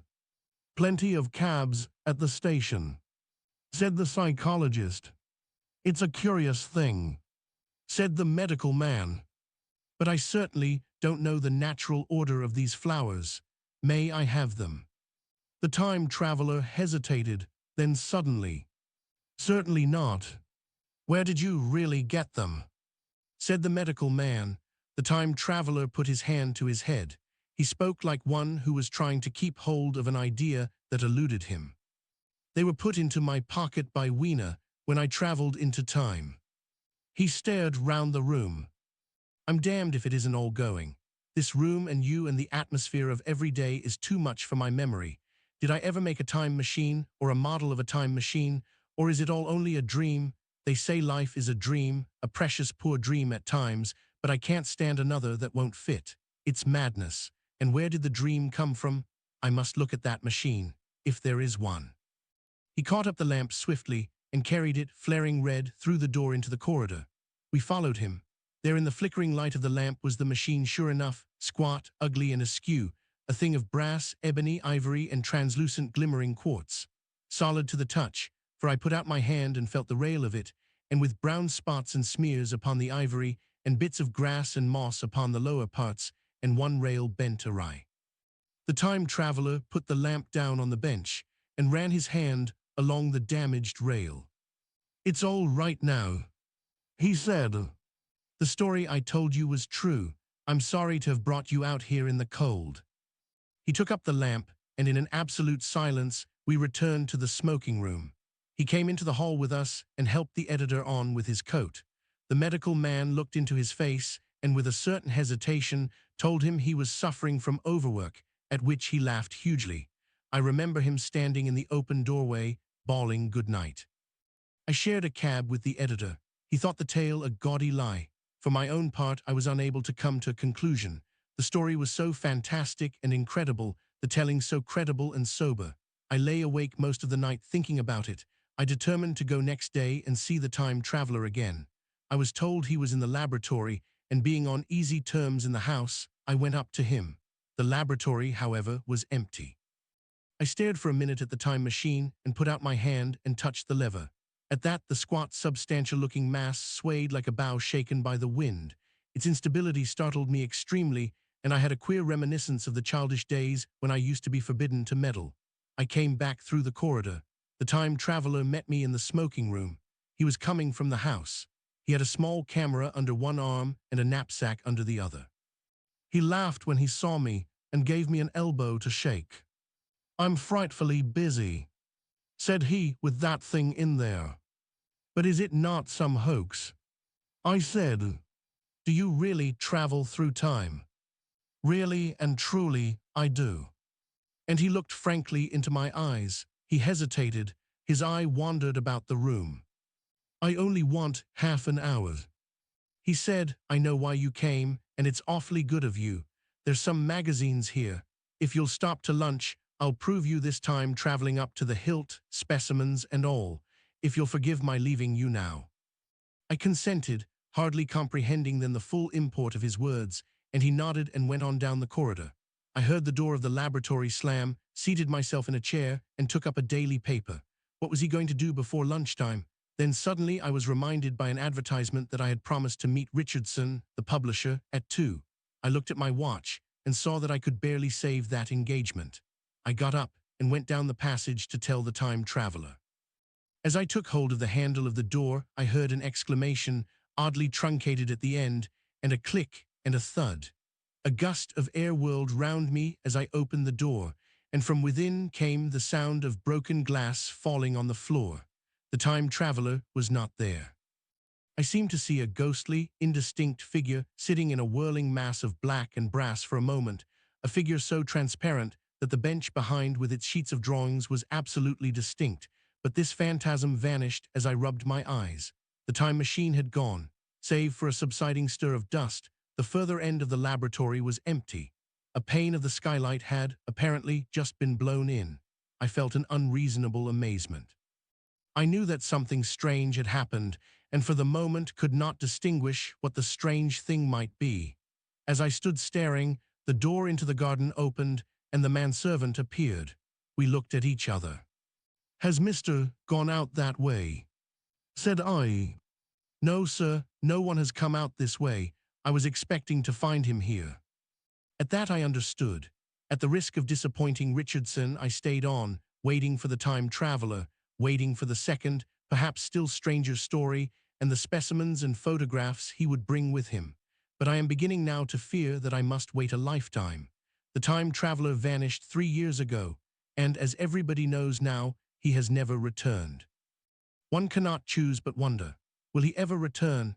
It may be that he swept back into the past and fell among the blood-drinking, hairy savages of the age of unpolished stone, into the abysses of the Cretaceous Sea, or among the grotesque saurians, the huge reptilian brutes of the Jurassic times. He may even now, if I may use the phrase, be wandering on some plesiosaurus-haunted oolitic coral reef, or beside the lonely saline seas of the Triassic Age.